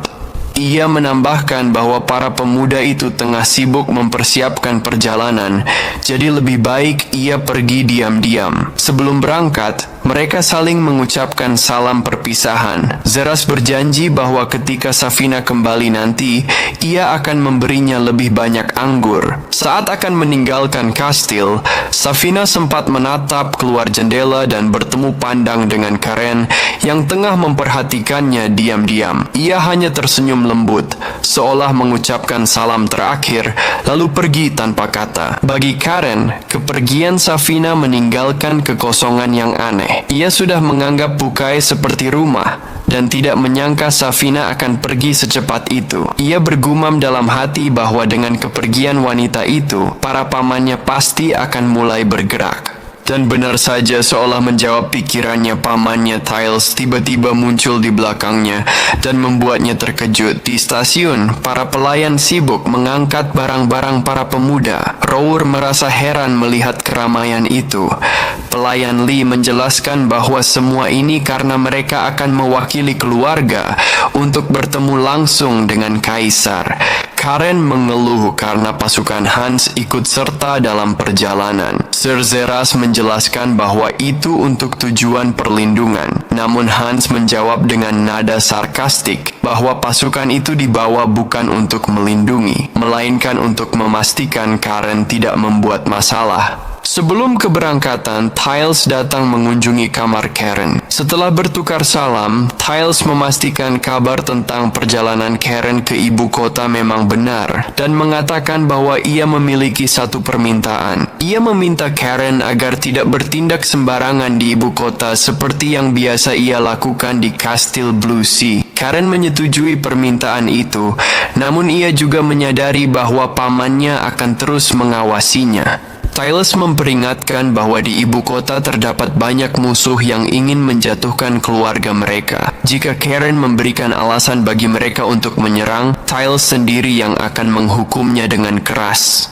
Begitu Tiles pergi, ekspresi Karen berubah. Ia mencibir, Menyadari bahwa pamannya hanya ingin menekannya menggunakan statusnya sebagai anak sulung. Dalam hati, ia bersumpah untuk membuat pamannya itu menyesali sikap angkuhnya. Persiapan keberangkatan selesai. Saat Karen tengah berdebat dengan Hans, mantan bandit bernama Orha mendekat dan berterima kasih atas kesempatan kedua yang diberikan padanya. Karen menjawab dingin, bahkan bergurau bahwa ia akan membawanya ke ibu kota hanya untuk melemparkannya ke penjara.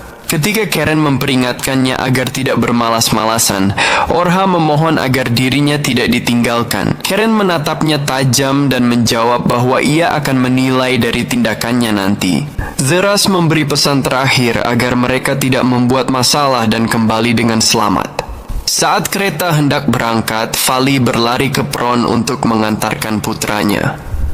Ia berkata bahwa dirinya hanya ingin melihatnya sekali lagi sebelum berangkat, sambil menyampaikan bahwa sang kakek juga menantikan kedatangannya.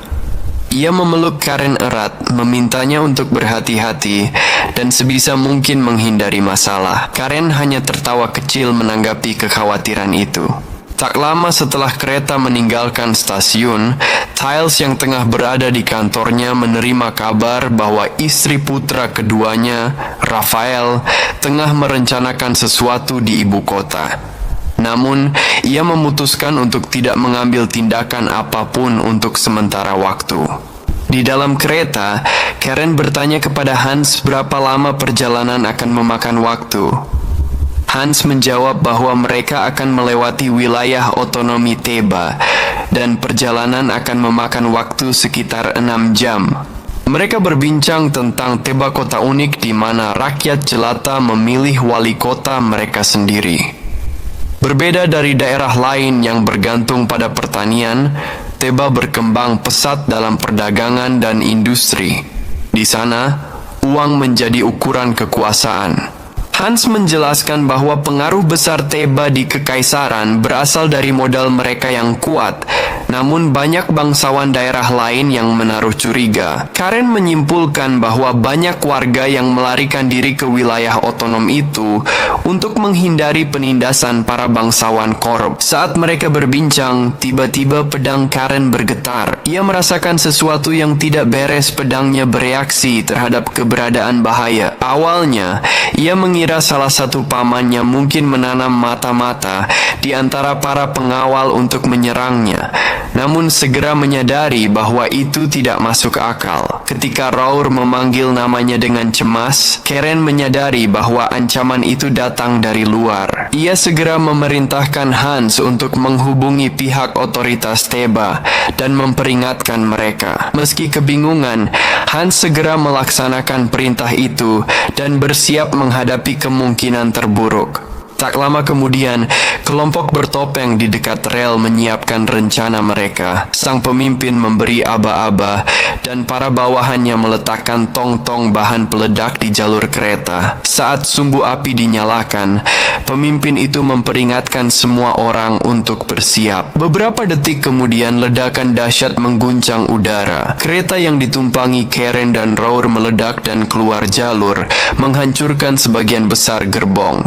Di wilayah Teba, rapat Dewan Kota yang awalnya dipenuhi teriakan dan tuduhan korupsi mendadak terhenti ketika seorang pegawai membawa pesan darurat. Sang wali kota menghentikan sidang dan membaca isi pesan itu. Berita mengejutkan pun disampaikan. 5 menit yang lalu, kereta milik keluarga Liston yang menuju ibu kota telah meledak dan di dalamnya terdapat 2 cucu dari Duke besar. Salah satu pejabat terperangah. Namun wali kota dengan tenang berkata bahwa kejadian ini seolah berarti mereka semua telah mati.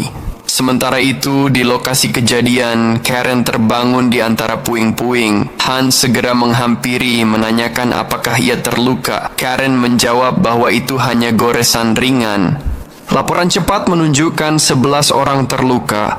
2 di antaranya meninggal dunia, keduanya berasal dari unit ORHA. Situasinya kritis. Karen segera menyadari bahwa mereka belum aman. Pedangnya kembali bereaksi, menandakan adanya ancaman lain. Ia menolak saran Hans untuk melarikan diri dan berkata bahwa para penyerang telah menghancurkan jalur kereta kaisar, tindakan yang sama saja dengan pemberontakan. Tak lama kemudian, kelompok bertopeng muncul dari balik reruntuhan. Karen berteriak memerintahkan pasukannya bersiap. Pertempuran pun pecah dengan sengit. Para ksatria Listen membentuk formasi pertahanan di sekitar 2 pemuda itu. Hans memimpin perlawanan dan memperingatkan Karen bahwa musuh mereka setidaknya selevel dengan ksatria bintang 3. Salah satu pria bertopeng maju dan memerintahkan agar Karen menyerah, menjanjikan keselamatan bagi pengawalnya.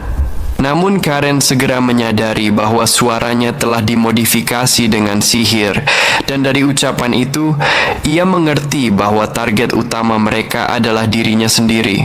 Ia menatap Hans dan berkata, "Kau tahu artinya ini?" Hans memohon agar Karen tidak gegabah, tapi pemuda itu hanya tertawa dingin. "Jika mereka tidak bisa membunuhku," katanya, "itu berarti aku yang akan membunuh mereka." Pertarungan pun meledak dengan hebat. Hans berhadapan langsung dengan pemimpin kelompok bertopeng, seorang prajurit tangguh dengan kekuatan luar biasa. Dalam benturan pedang, Hans mulai menyadari siapa lawannya sebenarnya. Ia mengenali teknik bertarung itu dan menduga bahwa pria itu adalah Shion Hakimi, ksatria bintang 6 dari Kesultanan Bafar. Pertanyaan pun muncul di benaknya.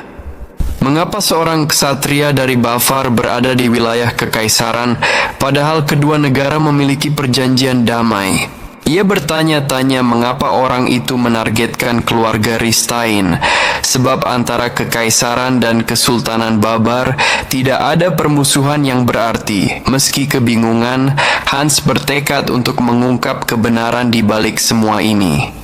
Keadaan tampak mulai berbalik menguntungkan mereka, dan 2 tuan muda bertarung dengan gagah berani, membuat Hans dipenuhi rasa percaya diri. Namun, karena satu momen kelengahan, Hakimi memanfaatkan kesempatan itu dan melancarkan serangan kuat yang menghantam Hans. Hakimi menertawakan kehilangan fokus Hans dan menunjukkan bahwa formasi pasukan kesatrianya telah hancur. Hans yang marah mengumpulkan tenaga dan mencoba melawan, tetapi Hakimi kembali menyerangnya. Ia menyebut perlawanan Hans sia-sia dan menyarankan agar ia menyerah saja. Saat memandang sekeliling, Hakimi menyadari bahwa para kesatria Hans telah kalah dan barisan pertahanan mereka telah runtuh. Hans memberi Hakimi dan anak buahnya kesempatan untuk menyerah, berjanji bahwa ia akan menjamin keselamatan mereka. Ia lalu bertanya, apakah mati di negeri asing benar-benar pantas dilakukan demi tugas ini? Namun Hakimi menolak tawaran itu. Dengan tegas ia menyatakan akan menuntaskan misinya sampai akhir. Tiba-tiba, energi sihir yang kuat meledak dari tubuhnya, menandakan bahwa ia telah melepaskan seluruh kekuatannya tanpa memedulikan keselamatan sendiri. Hans menyadari bahwa Hakimi sama sekali tidak takut mati, dan bahwa tindakan nekatnya bisa membahayakan 2 tuan muda. Ia pun merasa harus mengerahkan seluruh kekuatannya untuk menandingi kegilaan lawannya. Di saat itu terdengar suara Karen. Ia menegur Hans dengan nada kecewa. Karen muncul dan mengingatkan bahwa tugas utama Hans adalah mencegah terjadinya masalah, bukan memperburuk keadaan. Dengan nada sinis, ia bertanya apakah Hans sudah berniat untuk mati di tempat itu. Hakimi kemudian menoleh ke arah Karen, dan pemuda itu memperkenalkan dirinya dengan bangga. "Aku adalah Karen Ristain." Dalam sekejap, Karen melesat ke depan dan dengan satu serangan mematikan, menumbangkan Hakimi. Sebelum menghembuskan napas terakhir, Hakimi menatap Karen dan menyebutnya monster. Karen menjawab dengan tenang, "Terima kasih atas pujiannya," namun segera menyadari bahwa pedangnya kembali bergetar. Ia tahu bahaya belum berakhir. Karen menuduh Hakimi masih memiliki siasat terakhir, dan Hakimi dengan senyum tipis menjawab bahwa ia tidak menyesal. Energi besar mulai mengalir liar di sekeliling tubuhnya, tanda bahwa ia sedang mempersiapkan sihir bunuh diri. Karen terkejut. Saat itu Hans berteriak, memerintahkan para kesatria untuk melindungi tuan muda yang berdiri terpaku di tengah pertempuran. Tanpa ragu, Hans melompat ke depan dan melindungi Karen dengan tubuhnya. Karen berteriak, menuntut penjelasan, dan Hans menjawab dengan napas tersengal, "Dia menggunakan sihir pengorbanan diri." Ketika ledakan dimulai, Hans sempat berkata dengan suara parau bahwa semua ini terjadi karena ketidakmampuannya menjaga Karen. Dalam detik-detik terakhir hidupnya, ia memohon agar Karen menyelamatkannya. Lalu ledakan besar terjadi, menghancurkan seluruh area di sekitar mereka. Di tengah kekacauan, Karen mendengar suara misterius menggema di benaknya, suara yang menegurnya karena telah membangunkan sesuatu yang seharusnya tidak disentuh manusia. Suara itu berkata bahwa ia sudah lama tidak merasakan darah para kesatria dan kini perannya akan dijalankan. Ia memperingatkan Karen untuk menutup mata agar bola matanya tidak meledak akibat cahaya yang muncul.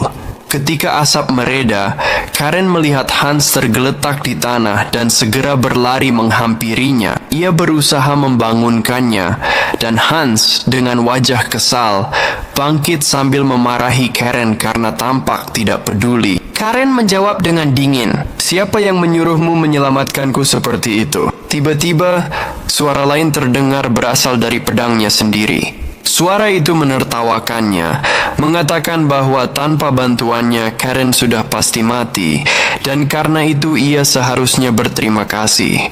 Karen terkejut mendapati bahwa pedangnya berbicara. Ia memandang kehancuran di sekelilingnya dan mencoba memahami apa yang sebenarnya terjadi. Dengan curiga, ia bertanya apakah pedang itu adalah Eagle Sword, senjata yang dibuat dari jiwa para pandai besi gila. Pedang itu marah dengan perbandingan tersebut dan mengancam akan memenggal leher Karen jika ia berani mengatakannya lagi. Karen bertanya mengapa sesuatu yang mengancam ingin membunuhnya justru menolongnya dari kematian. Pedang itu menjawab dengan nada jengkel, mengatakan bahwa ia telah menggunakan seluruh sihirnya untuk melindungi Karen dari ledakan. Jika tidak, leher Karen sudah pasti terpisah dari tubuhnya. Pedang itu kemudian mengeluh kelelahan dan menanyakan apakah ada cara lain untuk mengumpulkan energi selain dari pertempuran. Ia lalu mengungkapkan bahwa ia bisa menyerap sihir bahkan dari darah tuannya sendiri. Karen memandang pedang itu tajam dan menyimpulkan bahwa ini tak lain adalah pedang iblis. Sekelompok kesatria datang. Pemimpinnya memperkenalkan diri sebagai Hailey, komandan dari pasukan kebebasan Taiba. Hans segera maju dan memperkenalkan diri, sementara Karen menyarungkan pedangnya.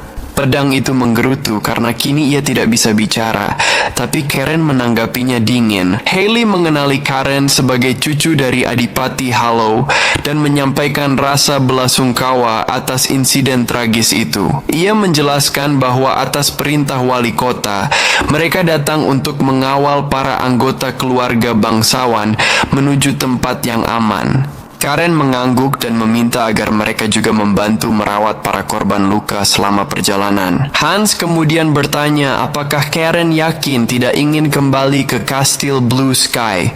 Ia memperingatkan bahwa bahaya mungkin belum berakhir dan penyelidikan akan memakan waktu lama. Karen menenangkannya, mengatakan bahwa ia sudah menghubungi Sir Geras, jadi tidak ada yang perlu dikhawatirkan. Setelah itu, Karen bertanya apakah Hans mengetahui identitas penyerang yang meledakkan diri.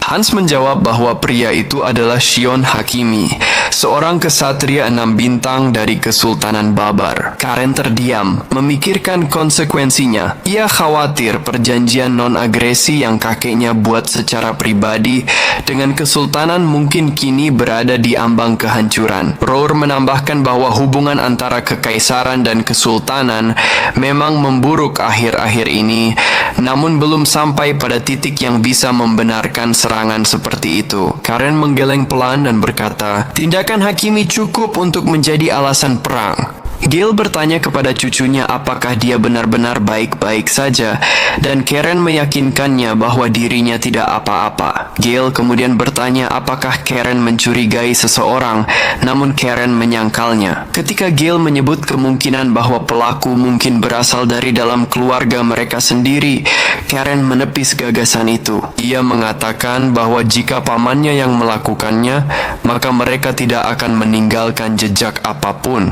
Ia menambahkan bahwa para pelaku justru dengan sengaja meninggalkan bukti agar tampak seolah-olah serangan itu dilakukan oleh kerajaan Sultan Babar. Gail lalu bertanya apakah cucunya berniat menemukan pelaku dan menghukum mereka secara pribadi. Namun, ia menasihatinya agar tidak melakukannya, mengingat dunia ini luas dan banyak orang yang jauh lebih kuat darinya. Gail memperingatkan bahwa bahaya masih mengintai di sekitar mereka.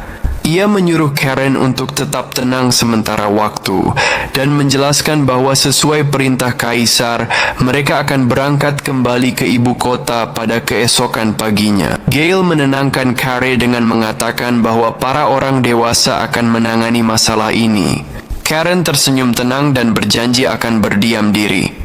Namun begitu Gail meninggalkan ruangan, Karen menyadari bahwa dirinya tidak pernah berniat menepati janji itu. Ia sudah memutuskan untuk bertindak sendiri. Malam itu, di rumah seorang pria bernama Owen, suasana tampak sibuk. Para pelayan tengah memuat barang-barang ke dalam kereta dengan tergesa-gesa. Di dalam kereta, sang istri bertanya apakah Owen akan ikut bersama mereka. Owen menenangkannya dengan mengatakan bahwa ia akan segera menyusul, lalu memerintahkan agar kereta segera berangkat. Saat kereta meluncur pergi dan keluarganya memanggil namanya dari kejauhan, Owen hanya bisa menatap penuh penyesalan, mengutuk nasibnya karena harus meninggalkan mereka. Di tempat lain di kota, Adipati Harlow sedang mengamati pemandangan dari atas atap. Salah satu bawahannya melapor bahwa target telah mulai bergerak. Harlow dengan tenang memerintahkan agar operasi pembersihan dilakukan dengan cepat dan tanpa kesalahan. Sementara itu, Karen tengah menajamkan pedangnya di tengah malam ketika Sir Geras tiba-tiba masuk ke kamarnya. Geras menegurnya, bertanya apakah ia berencana menimbulkan masalah lagi. Karen menjawab bahwa ia baru saja menerima kabar tentang larangan keluar. Lalu balik bertanya apakah Geras bermaksud menghentikannya. Geras mengatakan bahwa ia datang untuk menyampaikan perintah resmi dari kepala keluarga mereka, Adipati Harlow Cheris.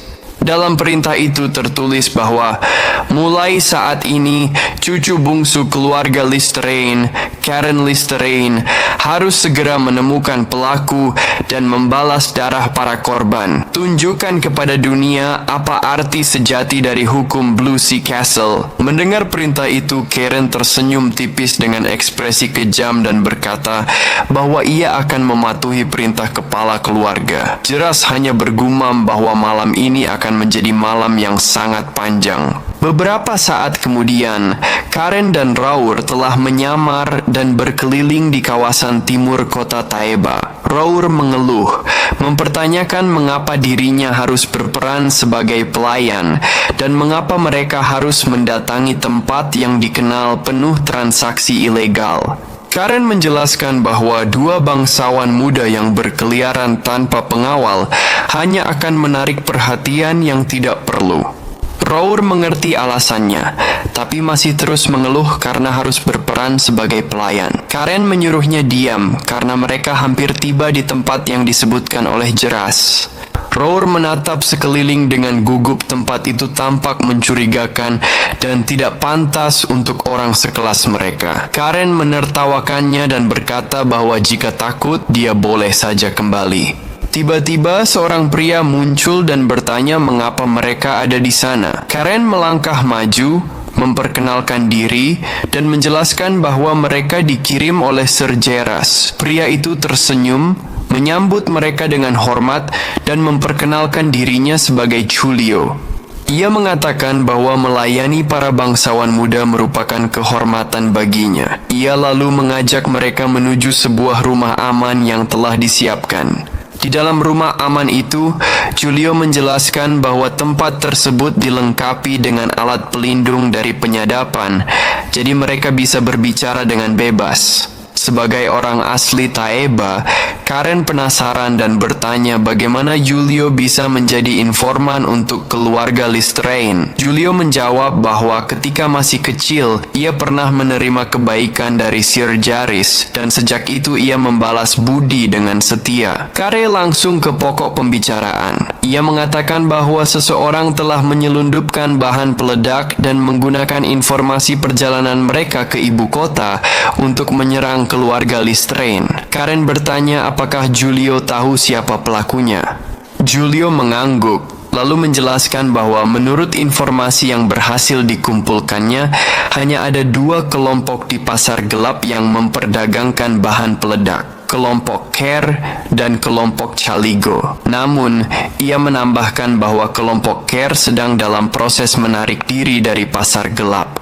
Karen kemudian menanyakan sifat dari kelompok Chaligo. Julio menjelaskan bahwa kelompok itu terdiri dari mantan budak yang tidak peduli pada moralitas. Mereka akan melakukan apapun selama itu menguntungkan. Julio juga menyampaikan kabar penting. Ia mendengar bahwa anggota kelompok Chaligo telah meninggalkan kota lebih awal pada hari itu. Hal ini membuat Karen terkejut.